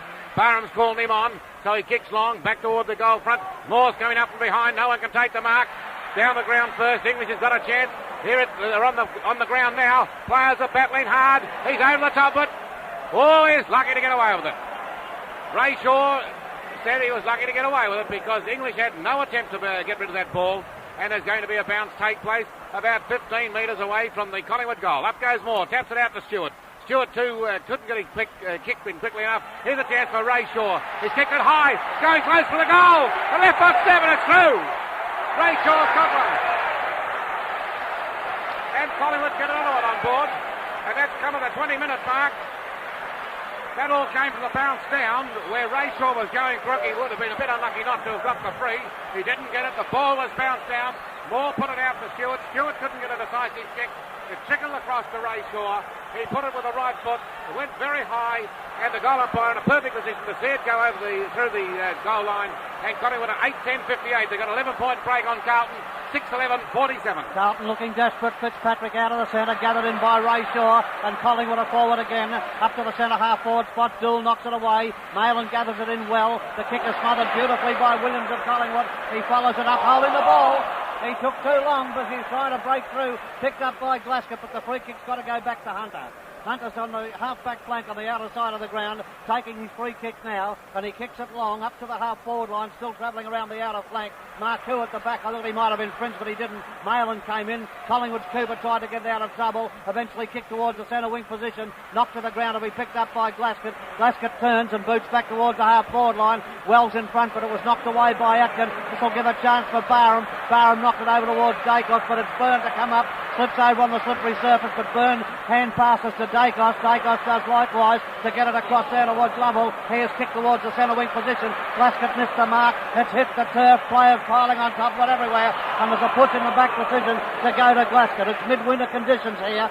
Glasgow with a free kick on the outer side of the ground. That centre wing or near enough to it. He's kicked it 50 metres upfield of the half forward line. Off the hands of the pack. Mackay comes in, but he can't handle the ball cleanly. Follows it up pretty well though, but he can't pick it up. Eventually does. Well shepherded away there, and Mackay turns to kick it in towards centre half forward. Plunging forward with several players. Kicked off the ground by Toomey.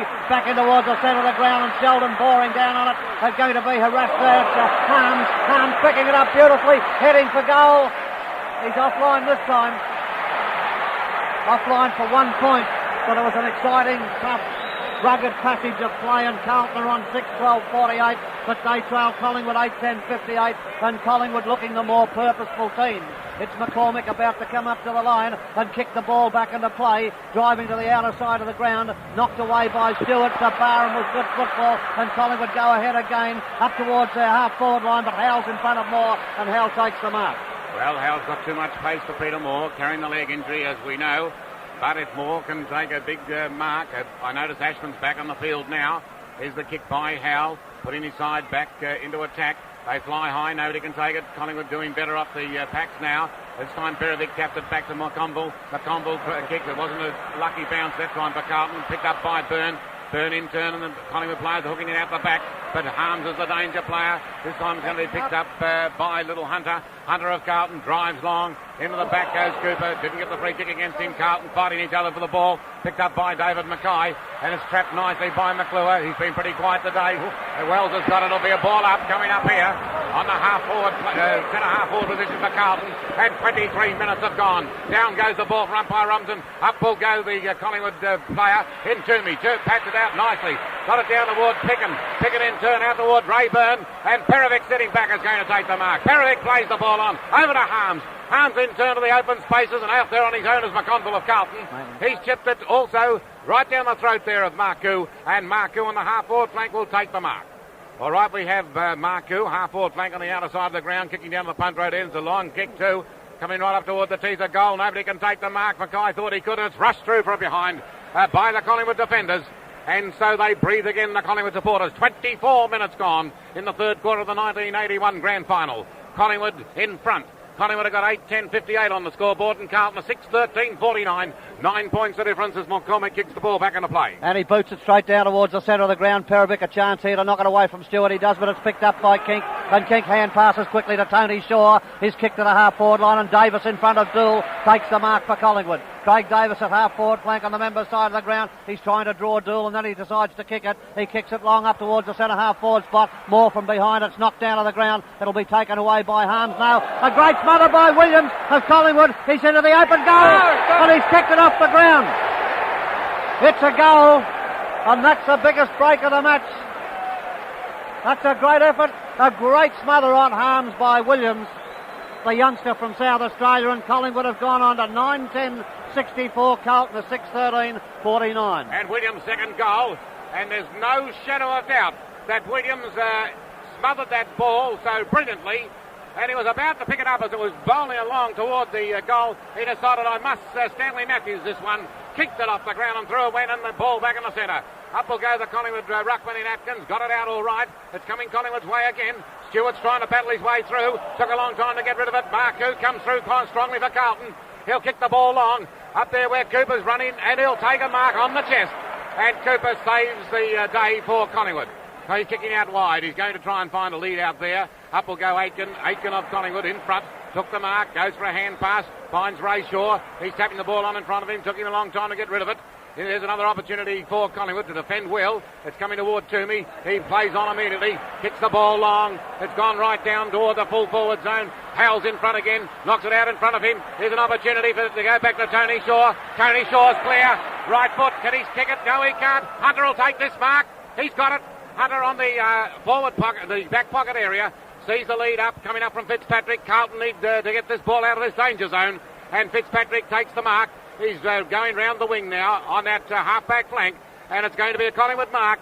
Yes, and a free kick coming up for Collingwood if they don't get the mark. They've got it either way, and Taylor of Collingwood to take this. Taylor of Collingwood, another South Australian player. From the centre wing position on that outer side of the ground, he's kicked it up towards the half-forward line there. High and high by was Moore, knocked away and turned by Dacos. Harms coming across, picked it off the ground. It's on the full, and it's out of bounds on the full, and Dacos has got the free kick. In the forward pocket for Collingwood on that outer side, and he's within scoring range, no doubt about that.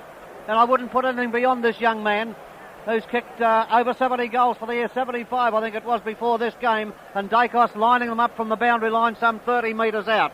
6-13 is Carlton, Collingwood 9-10, and Dacos' kick is on the way, but it's offline. The boundary umpire says, I'll have it. It's out of bounds on the full, and the free kick will go to Carlton and be taken by Harms or Marcoux. Marcoux's decided he'll have it. The scoreboard, throw it over to Barron's table scoreboard, 26 minutes into the third quarter, Collingwood are 9-10-64, Carlton trail on 6-13-49. It's pretty dark down here at the MCG, and we've got a quarter yet to go, and I can assure you it's going to be a very late and dark finish. That 27 or 28 minutes break at half time. Bad organisation by the VFL. They're coming for some criticism there. The ball kicked in off hands of Pack. Goes to Hunter. Pickens up in front to take the Hunter kick on the chest. And Pickens of Collingwood is marked.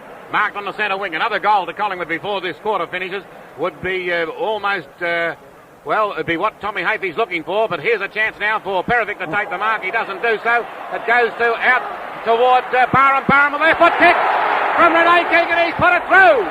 It's another goal to Collingwood. Now, Perovic looked as though he had that mark. Renee King came along and tried to punch it away. He did hit the ball, according to umpire Robinson. Perovic didn't have it long enough. It went out there to Barham, and Barham may have been shifted to the other side of the ground, to the outer flank now, and he's put it through for a goal at the 28-minute mark. And Collingwood at 10-10-70. They've got a 21-point lead over Carlton, 6-13-49. And it's going to take a lot of catching the way this game's been played. 27 minutes into the third quarter, and Fitzpatrick taps it back to Marcoux. Carlton can't get in the act. Marcoux has kicked up towards the half-forward line. It's knocked away from Ashman. Taylor of Collingwood whips a hand pass across to Picken, who gets his kick in the nick of time. Kicks it up towards the centre half-forward spot. Off the hands of Kink, it goes to Marcoux. Marcoux looks out there for Glaskett and finds him on the centre wing position on the outer side of the ground. He was going to bounce and decided to hand pass to Sheldon. Still on centre wing position. Sheldon gives it a lead up to Johnson, and Johnson's mark. I thought he paid the mark. Pay on was the call, and it's found its way out. Knocked away from Cooper. Picked up by Ashman. Ashman fires for goal, and I think he might have put it through. Full points. And by gee, Carlton needed that one badly going into the last quarter. It's just about three-quarter time. 2 minutes, two goals to Ashman. 28 minutes into the term, and Collingwood 10-10-70 lead Carlton 7-13-55 on the 3AW Barron's table scoreboard. Well, ball on its way back now. How do you think about it, Tommy? Collingwood, Harry, are right at their top. There's not the slightest doubt about that. But it's not funny, Tommy. Fighting back now. There's no doubt about it with Ashman coming into the game. Okay, the ball bounced back in the centre, and Fitzpatrick hooked the ball from that punch. He's punched it right up towards the half-forward line, and a free kick coming up to Sheldon. Round the neck. No, sorry. Yes, it is Sheldon. And Sheldon sees a lead. No, he's going to go for a shot at goal. A left foot. No, it might have been Hunter. It is Hunter. And Hunter up to where almost Mark McClure almost took the mark, we thought. But the mark has been paid to McCormick. Well, Hunter's number has been blocked, but you never can tell where players are going to land here today as the ball comes down the ground. Ricky Barham trying to take it away from Malin. Now Malin's got it. Hand passes. There's danger coming up as it goes to Buckley. Buckley's going to score for Carlton. He's put it through for another one. Now that's great play by Carlton. Carlton are coming back. Just when Collingwood looked as though they had it under control, they've allowed right in the dying seconds of this quarter 2 quick goals to Carlton. Peter Moore coming up into the ruck. 30 minutes gone, and Collingwood, who had a great lead, have now had it reduced to 9 points. They were 21 points in front. Now it's back to 9 as Carlton on the 3AW Barron's table scoreboard go to 8-13-61 to Collingwood 10-10-70, and Carlton, each time they've gone forward, they've got full marks. Centre bounce, and Fitzpatrick again knocks it out towards Mackay. He knocks it further field. Sheldon pounces on the ball, hand passes out, but it's intercepted in brilliant style by Lovell. Lovell's kicked long down towards the half-forward line, but Perovic's in the way there and takes the mark for Carlton. It's 10-10 to 8-13, 9 points the difference as Perovic kicks. Great third quarter, a grand final quarter that one, and at three-quarter time Collingwood on the 3AW Carlton United scoreboard, 10 goals, 10 behind, 70 points, leading Carlton 8 goals, 13 behind, 61 points. And I'll give you the goal kickers at this particular stage with Carlton and Collingwood. Carlton's 8 goal kickers, 2 to Ashman, and then 1 each to 6 other players. Sheldon, Johnston, Buckley, McClure, Harms and Mackay. And those 2 goals in the last 2 minutes of the quarter by Ashman and Buckley are so valuable. They've put Carlton back in touch. Collingwood's 10 goal kickers. We have 2 each now to Barham and Williams. One of those smothers by Williams with a goal at the 25-minute mark. Absolutely incredible. And then 1 goal each to 6 players. They are Stewart, the 2 Shaws, Tony and Ray, Taylor, Moore and Dacos, making a total of 10 at three-quarter time. 3AW Barron table scoreboard checking it. Collingwood at 10-10-70, 9 points up on Carlton, who are 8 goals, 13, a total of 61, and this is 3AW football. It's very noticeable at three-quarter time there, Tommy Layoff, that Collingwood are changing their football boots, and Carlton are staying in the present boots that they've got. Now that might be very interesting. It could be, Harry. There's quite a amount of slipping about. The ground is very greasy at first, and it's firm underneath and greasy, and if they play with those rubber soles on, they'll never stand up. They'll slide all over the place. Okay, Mick Irwin, Collingwood looking great with 2 minutes left of the quarter, 21 points in front. What do you think about those 2 vital goals? Well, a couple of vital goals from Carlton's point of view, but Collingwood's still in a good position. They had a great quarter led by their back line, particularly their half back line have just completely shut Carlton right out of the game. Williams in the centre has lifted, and so is Kink on the half-forward flank, and I believe that under these circumstances that Collingwood are the type of side they've proved over the year. They win the championships rounds. It's like a title fight, the last 5 rounds, and they'll go on with it from here. Okay, we go to you, Greg Brown, from Carlton's viewpoint. Well, I felt coming into the 10-minute mark of that quarter, the pressure that Collingwood applied, eventually Carlton had to break, and certainly they did break because Collingwood went to a very, very handy lead. And it was just lucky in one respect that the quarter went as long as it did. Carlton got the ball down to put them back within 9 points. They'll have to lift a lot more than that for this last quarter. Collingwood are the team that really seemed to scent victory at this moment, not Carlton. Well, I think it might be also significant, Rex Hunt. It could be significant that Collingwood haven't got the 21-point lead, because if they had the 21-point lead, they might get overconfident. And we've seen that happen in the past, and this might be helpful for them. Yes, it certainly is. They know now that Carlton are within easy range of them. I certainly think that Tommy will be driving it right into their minds at this moment that a game's not won until that final siren. My best players up to this stage for Carlton are Fitzpatrick, Wells, Marcoux, English off the ground at this stage, Perovic and Hunter, and for Collingwood, Picken, Byrne, Barham, Tony Shaw, Toomey and Williams. Okay, at three-quarter time in the 1981 Grand Final, Collingwood are in front by 9 points, 10-10-70 to Carlton, 8-13-61, and this is 3AW football. Now 3AW's match of the day, 12:78. 3AW talking football. Tony Shaw as umpire Robinson comes in and bounce the ball for the start of the last quarter. Who will win it? Collingwood or Carlton? Carlton got the scoring in. Down goes the ball, up goes the whistle, and it's a Collingwood free because there is too many Carlton players in the square. That's very costly at this stage of proceedings. So Taylor has to hand it up toward Aitken. Aitken of Collingwood will kick the ball long with a new ball that goes right down towards centre half forward. Up in front is Stewart. Stewart of Collingwood hasn't done much today. Was up in front and rounded his chest around that ball and grabbed it, and it was a safe mark. Val Perovic stands the mark. Ought to be a mighty kick if he could kick this distance. Stewart, fresh from the three-quarter time break, but it's a fair distance out. Stewart having a shot at the big sticks. There's the drop punt. It's going offline. In fact, it'll just sneak in for a point. It has. Just in for one behind, and Collingwood get first taste of blood in that last vital quarter, and that came within 25 seconds, or it's 35 seconds, of the start of that quarter. Here's the kick in by Stewart, by Dool. Dool's kicked long, and Peter Moore, way out there on the half-forward flank, has taken the mark. Now, Peter Moore won't be able to kick a long distance, and he's taking so long in getting his kick that all players have been covered. The ball is kicked long. Davis is trying to take the mark. Poor Collingwood can't do so. In the back against Davis to Dool, and Dool of Carlton will take this free kick when it did slip through for another behind, and it may be valuable that Dool got the free kick. Well, he's taking his kick from the back pocket on the member's side of the ground and kicking from the punt road end. It's up towards the centre wing position. It's landed in the exact centre wing spot. Picked up by McClure quickly. He pops it onto the left foot. Carlton going to attack, coming around the member's side of the ground.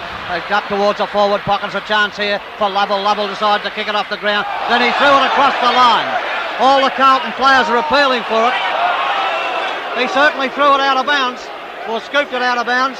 But they've got away with it. Umpire Day ignored the pleas of the Carlton players, and it's out of bounds in the forward pocket for Carlton at the scoreboard end. The ball whipped back into play on the member's side of the ground, knocked away by Atkin, picked up by Sheldon, and he's kicked a goal.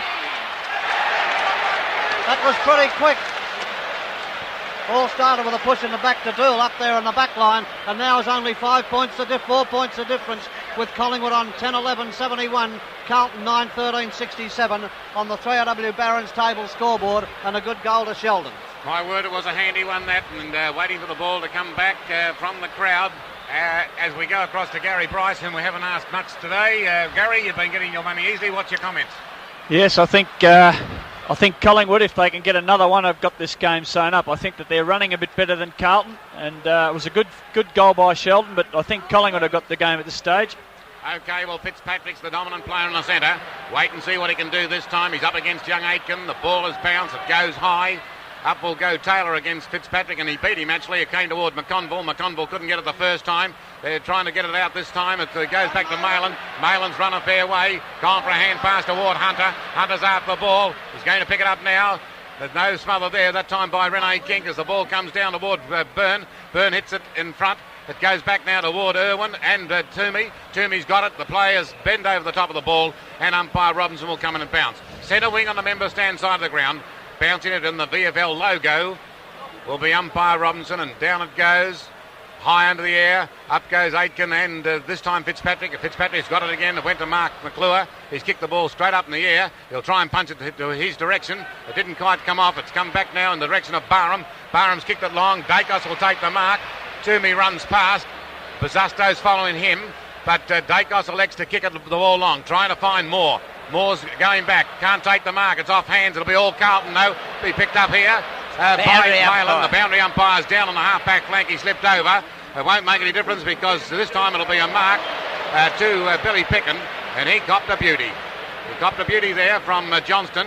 who was trying to punch the ball away, but Picken got the mark. He's almost in the centre of the ground, and the difference in the scores is 4 points, with Collingwood in front by 4 solitary points, and up will go Mike Fitzpatrick. It wasn't a good kick by Bill Picken, and Fitzpatrick's lurking around the centre half-back has taken the mark. Oh, Aitken's missed an easy mark. The ball's come loose, though. Here's a chance for Lovell. Lovell will go for a hand pass out to Toomey. This is on now for the loose man. Hand pass toward Irwin. Irwin hand pass it back to Shaw. Shaw now, that's Tony. Back toward Toomey. Toomey's broken loose. You have to kick pretty soon. He did. He's kicked toward the big sticks. And Moore's touched it, I think. Moore himself touched it. If Moore lets it goes through for a goal. He had to make the attempt. He didn't probably know just how close it was, and he's touched it through, couldn't take the mark, and went through for a behind, and Collingwood are 5 points in front. Dool kicks it out to a lead by Perovic on the outer side of the ground. He slid forward and couldn't mark it, and the ball's gone over the line and out of bounds, chased by Bosusto, who's been strangely quiet. It's on the half-forward line for Collingwood on the outer side of the ground, and the boundary umpire whipping it back into play. Perovic did the ruck work, but Stewart beat him for it. Down to the ground it goes, and Barham a chance to pick up for Collingwood, but the ball is slippery, the surface is greasy. Dool grabbed it, might have been holding the ball. That's what most of the crowd thought, and I thought there might have been a chance, but it's over the line and out of bounds. Out of bounds on the half-forward line for Collingwood on that outer side of the ground and kicking up to the punt road end. The ball coming back into play now. Fitzpatrick doing the ruck work, and he got the knock. It went down very quickly to Malin, it might have been. It was kicked towards the centre out of ground, over towards the centre position. Pickens taking the run of the ball, knocking it further upfield, and Pickens battling valiantly there, but it's knocked out to Johnson. Johnson's kicked into the forward line, and Mackay nearly had the mark, but it's Ashman, and Ashman runs into the open goal, and it's a goal. Carlton have hit the front. Good play by Mackay, shepherding well, and Carlton are in front by 1 point in the grand final, and it's at the 6.5 minute mark. Carlton 10-13, 73 lead, Collingwood 10-12, 72. Ashman's third goal, and Greg Brown, Carlton getting value each time they go down. Yes, they've been far more valuable with the shots for goal. Proves me a good judge. I had him off the field for the rest of the match with injury in the first quarter, and he's now got 3 goals. Great effort from Rod Ashman. Well, the ball coming back, and certainly Carlton not having as much play as Collingwood, but each time they're going forward, they're getting value for kicks. And that was a very valuable goal, that one, and they're in front by a point after 6 minutes of play. Plenty of time in the grand final, but Carlton kicking to the scoring end.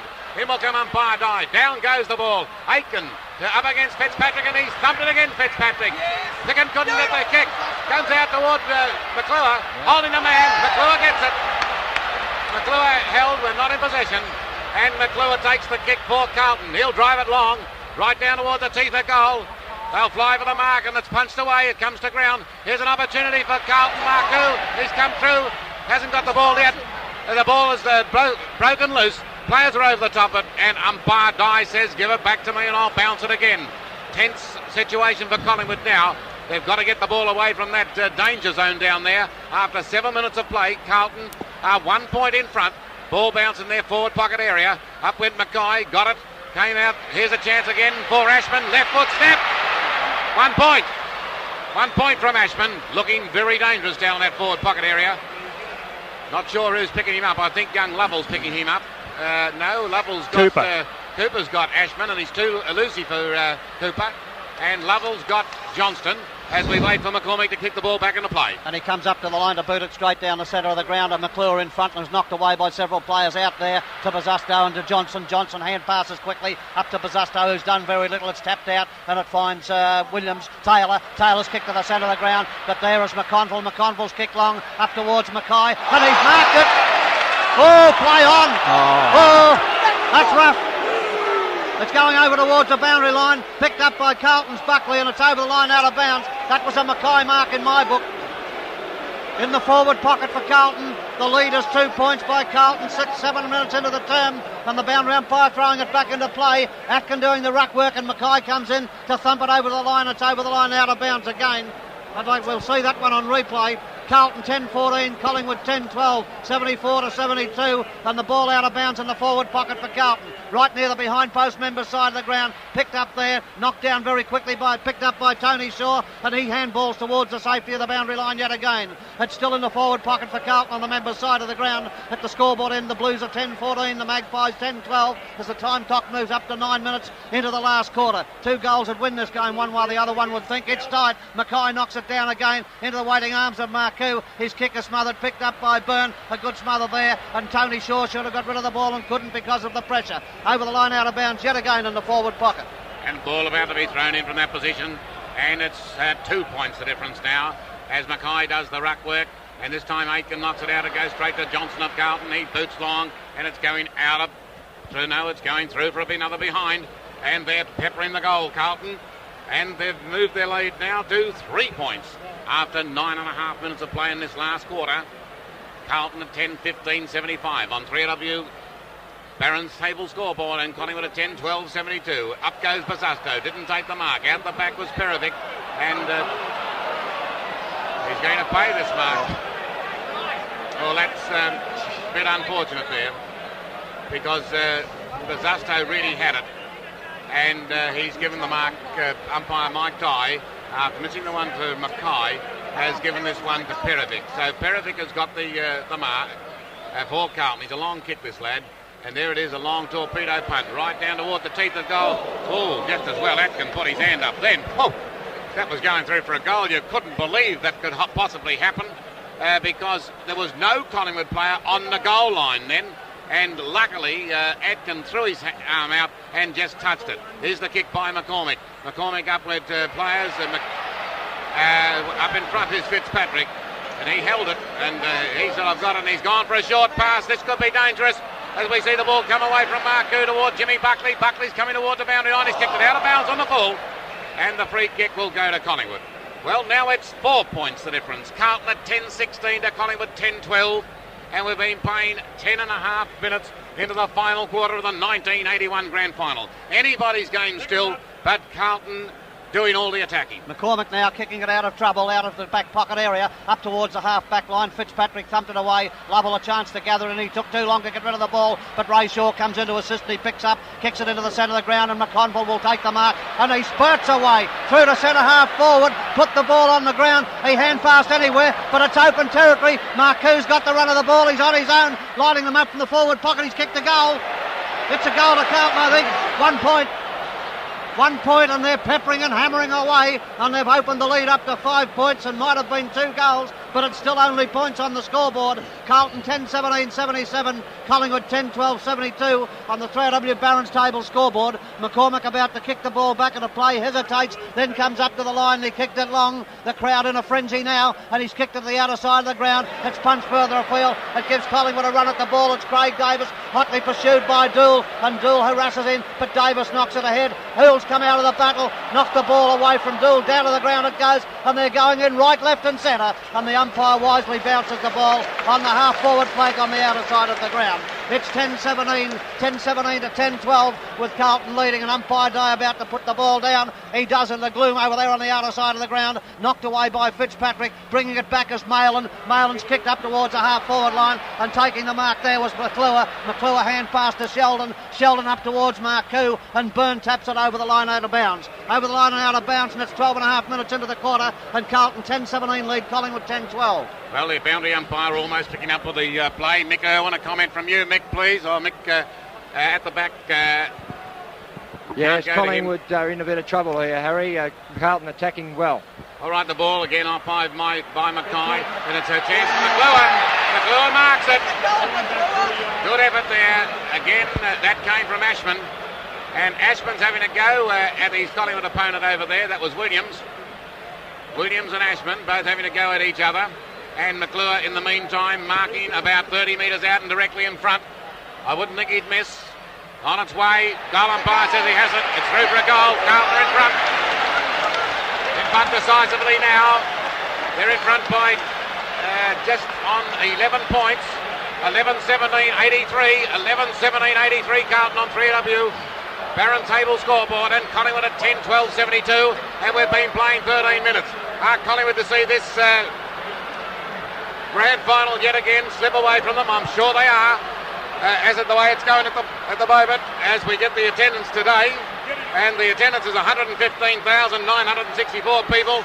The ball bounced again, and Carlton in front. And Fitzpatrick with Moore in the ruck and Moore limping badly. It's gone down to the ground. Players trying to get it out. Interception by Bazzasto. He's crawling after the ball. Great there, but it's knocked to the ground, and the umpire's going to bounce it all over again. 11-17 to 10-12 the scores. Something similar to that 1979 Grand Final when Collingwood were defeated by 5 points. The difference now is 11. The umpire puts it down at skew whiff bounce type of thing, but Fitzpatrick knocked it away to be gathered in by Toomey. Toomey's kicked into the half forward line. Dool coming across there has got it under control. This magnificent defender has kicked to the outer side of the ground, and McClure and Bazzasto mess it up, but McClure recovers to pick it up, and long hand pass will find Malin. Will it? No good football by Collingwood. Knock it along the ground over towards Rayshaw, but he can't control it. It's up towards Taylor. He's picked it up to kick it with depth down towards the half forward line. Bounced off the chest of Dool. Harms missed the run of the ball. Hunter goes to the ground. Hunter comes up with the ball. He kicks it back towards the centre wing in the gathering gloom, up towards the centre wing spot, and knocked away as the pips of 5 o'clock go through, and the free kick is going to go to Rayshaw. It's 5 o'clock at the Melbourne Cricket Ground. 15 minutes into the last quarter of the Grand Final, and Shaw has kicked it long up towards centre half forward. Several players battling for the honours there. Down to the ground it goes, and a desperate Dool has kicked it out of the pack. There's a chance here with Sheldon. Sheldon coming up field has got it under control at centre wing, and Carlton are away. He's passed it to McClure. Marcoux to Wells, and Carlton are loose. Wells, bad kick by Wells up towards the full forward spot, and all was squandered there. Play on as a call. It's Cooper with the mark, and Cooper hand passes to Picken. Picken's down in the full back area and kicks it to the centre of the ground of Moore. And Moore of Collingwood, the captain, will kick the ball and kick it long, but it's all Perovic and Carlton. He stands firm at centre half back and takes the mark. Perovic's got it, and 16 minutes are gone, and Carlton are in control. Carlton through Perovic, kick it out wide toward Fitzpatrick. He's taken another mark. He's played a rattling captain's game today. He's been best of field as the ball moves itself out to Glaskett. Glaskett with a left foot kick for Carlton. McCormick's up in front, got a push in the back, and no one can take the mark. It's off hands, picked up by Johnston. Johnston's kicked it toward the boundary line. It's going to bounce out of bounds, I think. No, it's not out yet. It is now. And Carlton are in front by a total of 11 points. 11-17-83 to Collingwood 10-12-72 on 3AW Barron's table scoreboard. 16 minutes gone now. Moore got the tap out. It came to ground. Opportunity there for Irwin. Cannot do anything right for Collingwood. Falls over the top of the ball, and instead of the ball going away decisively, players over the top of it, Bazzasto and Irwin, and umpire Robinson bounces about 35 metres out from the Collingwood goal. Up will go Moore. Moore taps out, but it comes towards Sheldon. Sheldon punches the ball clear. Picked up now by Johnson. Hand passing back to Glaskett. Glaskett's running close to the boundary line, keeps it in play nicely. McClure's up in front. It's knocked away from him. Here's a chance for Taylor. Out of bounds on the full by Taylor. Out of bounds on the full by Taylor, and we'll see a Carlton free kick. This Carlton free kick will go to Marcoux, I think. Yes, Bazzasto wanted it, but Marcoux is the player to get it. And Collingwood now need a miracle. Marcoux is going to have a shot at goal. He's a pretty accurate kick. He's on the boundary line, don't forget. And there's the banana kick, and it's gone out of bounds in the full. And we'll find that Collingwood will take the free kick right down that last line of defence, and Picken will take this one. 17 minutes gone. Carlton in front by 11 points. 1981 Grand Final. Carlton 11-17-83 and Collingwood 10-12-72. And Picken kicks from the back pocket, taking the ball around the outer side of the ground as Carlton players in abundance there. It's knocked to the ground, picked up by Rayshaw. A hand pass out as a bad one was looked for Moore. Knocked to the ground again. Carlton pounce on the ball through Johnson. A hand pass out is intercepted by Cooper. Cooper kicks to centre wing. Malin's got it. Hand passes quickly out to Johnson. Johnson on the half forward flank. It dummies beautifully. Hand passes to Buckley. Buckley's in trouble. Tackle might have been too high, but play on was a pretty good call, I think. Down towards the boundary line it goes, and it's over the line out of bounds in the forward pocket for Carlton on the outer side of the ground, kicking to the scoreboard end. It's 11-17 to 10-12. The clock has gone 18.5 minutes into the term. Knocked away by Mackay down to Marcoux. Marcoux looking for the free kick, but it went to Toomey. Toomey a hand pass out to Peter Moore. Might have been, I thought it might have been a free kick, but play on was the call. It's going to Carlton, and it's going to go to Bazzasto. Bazzasto over the forward pocket on the outer side of the ground. He's a fair way out. He may just about reach the goal square. I couldn't see him kicking it from here, but you never know. He hasn't done a lot for the day, and here comes his kick, and it's going to come out in front of the goals at the scoreboard end. They're battling and wrestling there. It's knocked away straight back to Wells. Wells missed it. He'll break away. Play on, holding the ball was a call against Wells. And Wells missed a golden opportunity to wrap the game up. The free kick is going to Collingwood in the back pocket. And Taylor will take this. Taylor doesn't really know what to do. His hand passed the ball now out to McCormick. He keeps it in play. Will he keep it in play off the boot, almost off the boot of Barham, out of bounds? It is. Yeah. Off the boot of Barham, out of bounds on the full, and he was very unfortunate there. So Malin gets the free. Malin on the outer side and a half-forward flank for Carlton. And Collingwood, as I said, they've got to lift their play if they want to get back into this 1981 Grand Final. Up it comes, and Pickens setting himself at the mark. Couldn't quite take it, and the ball's out of bounds. Out of bounds in Carlton's very close to their goal area in their forward pocket. Only about 20 metres, less than 20 metres away from the goal. It's 15 metres away from the goal. Mackay is up there. Mackay puts it down. Goes straight to Marcoux. Marcoux fires at goal. 1 point only, but it's another valuable one after 19 minutes of play. And Carlton now are 2 goals in front. 11-18, 84 to Collingwood 10-12, 72. And Collingwood looked as though they were in a very strong position. 28 minutes into the third quarter. They were 21 points in front. 2 goals in the 29 and the 30-minute mark into that third quarter by Carlton through Ashman and Buckley. And they've got 3 goals during this quarter, and they're well and truly in front. McCormick kicks it back into play, and he's going straight up the centre of the ground. Perovic magnificent up there in defence, knocks it away down towards Buckley, spinning out. That might have been holding the ball. Play on as a call, picked up by Stewart. A hand pass to Tony Shaw. Tony Shaw is kicked up towards the half-forward line, but Dool came in there. I thought he marked it, picked up by Harms. Harms gets it across very quickly and kicks it downfield to Marcoux. Marcoux played a great game, and he's taken the mark on the half-forward flank. Mackay's leading up, and he's giving it to the lead, and Mackay's marked it in front of McCormick. McCormick's 3 metres over the mark, and Mackay's out on the half-forward line on the member side of the ground and kicking to the scoreboard end. If Carlton get a goal from this attack, you can ring the curtain down. It's Mackay kicking it long. It's a beautiful kick. It's a goal. It's a goal. What a magnificent goal to Mackay. Ho-ho. What about it? That's wrapped it up nearly. The police are walking round the ground, which is an ominous sign. 2 goals to Mackay, and the goal of the match. Rivaling Harms, 12-18 Carlton, 90 points Collingwood, 10-12, 72. All right, ball coming back towards the centre of the ground. We'll go to Greg Brown. 4 goals this quarter, Collingwood 0 this quarter. That tells the story of the fresher team after a week's break, I'm sure. Okay, the ball bouncing, centre Moore's in there, up against... this time Fitzpatrick. Moore got the tap out. He's hit it out wide, but Carlton are finishing the stronger. The ball comes down now toward little Dacos. Dacos has gone for a hand pass. He's trying to find the big Stewart. Stewart can't possibly pick up enough speed. And the Carlton defenders look as though they're going to get away with it again. The ball's down on the ground. They're trying to battle it out. Collingwood looking for a free kick. They can't get it.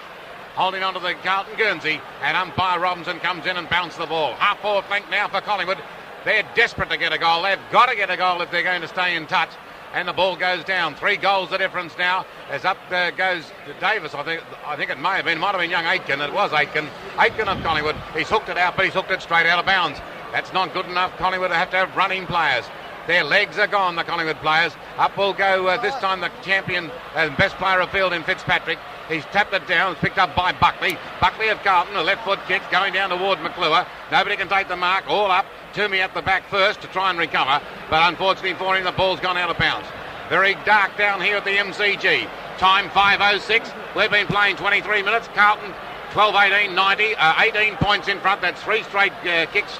Collingwood at 10-12-72, 3RW Barron's table scoreboard. Throw in and Fitzpatrick won it down there, but Collingwood get it away through Dacos up towards the half-forward line. They're flying for the mark. It's knocked down. It's picked up by Carlton's Harms. He broke away, and Carlton get away through Wells. He's kicked up to the half-forward line, centre half-forward. Burns sits back, misses the easiest of marks, gets up, he's tackled. Play on as the call. It's going to be a chance for Bozzasco, running into the open goal. Hotly pressed, and he snapped for goal.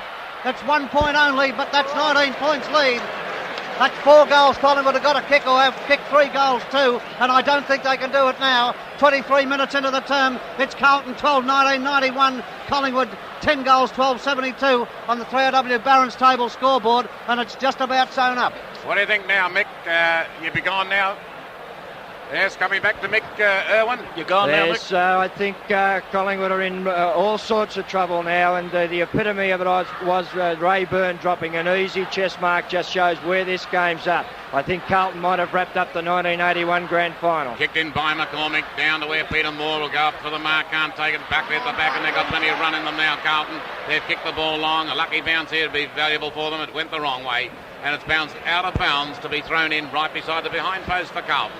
24 minutes gone now, 116,000 people here for this Grand Final for 1981, all but 6, and we're waiting for the ball to be thrown in by the boundary umpire. Up they go, and the ball knocked out again by Carlton, but a free kick coming up to Collingwood to Peter Moore. Moore's gone. He hand passed the ball over to Dacos. The running players of Collingwood, they've lost the run in the legs. The ball kicked down, and it's been marked by Barham. Barham's been very quiet today. Hasn't been able to get his running game going. And he's kicked long, trying to find Tony Shaw, but the ball goes out of bounds in the centre wing position on the outer side of the ground. Boundary umpire stretching out now to pick it up. And Bruce McClellan, the boundary umpire, will throw the ball back into play. Up there again, no doubt, will be Fitzpatrick. He's there, and he's been there all day. He's up against Stewart this time. Stewart and got the tap. Stewart got the tap, but it came down toward Hunter. Hunter with a left foot kick. Moore trying to get in the play. Slips over. Nothing goes right for the Collingwood captain, as his opposition number, the Carlton captain, is absolutely dominating proceedings, and the ball slips over the boundary line to be thrown in. After 25 minutes of play, 19 points in front Carlton, 12-19-91 to 10-12-72. And it's thrown back into play, and Moore doing his utmost, but kicked off the ground there by Toomey across towards the centre wing position. Buckley taps it out towards Wells. Wells at centre wing on the outer side of the ground has tackled too high. The free kick is there's no free kick. It's going to be a throw in between centre wing and the half forward flank for Carlton as they attack up to the scoreboard end. They've just about got it wrapped up. They have got it wrapped up. 9 minutes past 5 is late as we finish the game in the gloom. It's knocked out. It's picked up very quickly there by Bazasto to get it up towards Ashman, and Ashman's got the ball over the line and out of bounds in the forward pocket on the outer side of the ground. Carlton 12-19-91, 19 points ahead of Collingwood, 10-12-72 in the 1981 Grand Final, and the clock's moved into the time-on period. The crowd sensing the Carlton victory. The Carlton supporters are yelling. It's knocked away. Down to the ground. It picked up very quickly there by Taylor of Collingwood, and his kick is marked by Stewart of Collingwood. At centre wing position. The last desperate dying thrust by the Magpies. Duel up high over the heads of several players. The players are leg weary and going to be taken away by McConville. His hand passed out there in the direction of Harms, pushing it towards the line, and eventually it's over the line and out of bounds on Collingwood's half forward line on the outer side of the ground. 12-19 to 10-12 on the 3W Barron's table scoreboard. 26 minutes into the last quarter of the 1981 Grand Final, and it looks like Carlton's premiership for sure. Fitzpatrick knocking it away, and in doing so he got a free kick, and that will wrap it up completely with Carlton in possession on their back line. Fitzpatrick coming up to the half-back flank, kicks to the outer side of the ground. Two Carlton players whacks it there, but it's taken by Glasgow, the kid playing his first Grand Final, up towards the half-forward line where Peter Moore knocked it away. Coming across there is McClure, has it under control, and passes into the centre of the ground to be taken by Buckley. Buckley kicks Carlton into attack up towards the full forward spot. It's knocked to the ground. Mackay picks it up, knocked away from him. McCormick trying to take it away, and the umpire says he'll bounce the ball. He's going to bounce this ball right in front of the Carlton goal, about 30 metres out. And the game virtually wrapped up for the 1981 Grand Final. Carlton have got it under control. 27 minutes gone. This won't be a very long quarter, I wouldn't think.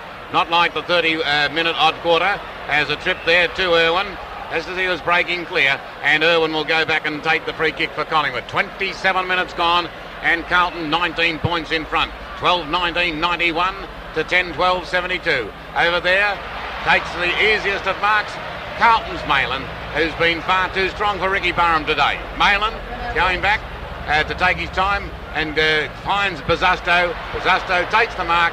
He'll be in no hurry to take it, and he gets up and picks the ball up. He's on the centre wing position on the outer side of the ground, and they're playing keepings off. It goes over toward Fitzpatrick. Fitzpatrick with a left foot kick. Coming around that half forward flank, kicks high. Moore should take the mark. He's missed it.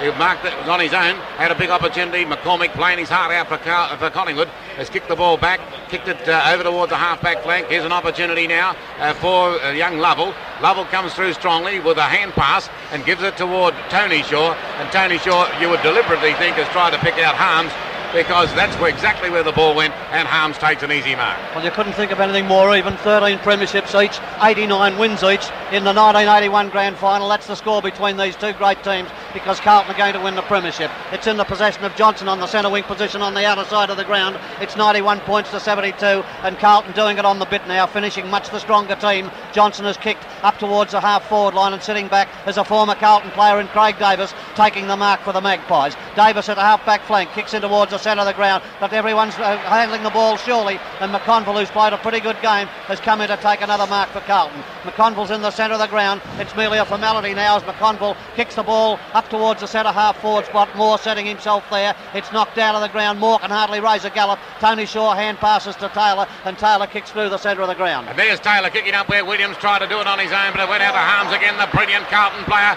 comes charging through, and a long torpedo punt kick is going to go out of bounds, very close to the behind post, and it's ticked up now to 29.5 minutes. I wouldn't think it'd be a long quarter. There hasn't been as much time on, I didn't think anyhow, during this quarter, but the ball is out of bounds about 5 metres away from the Carlton goal. They're in front by 19 points. Peter Moore takes it out, tries to hand pass it out. He gives it straight to Buckley, and Buckley's put it through for another behind. So it's 20 points of difference in the 1981 Grand Final. 20 points just for the record.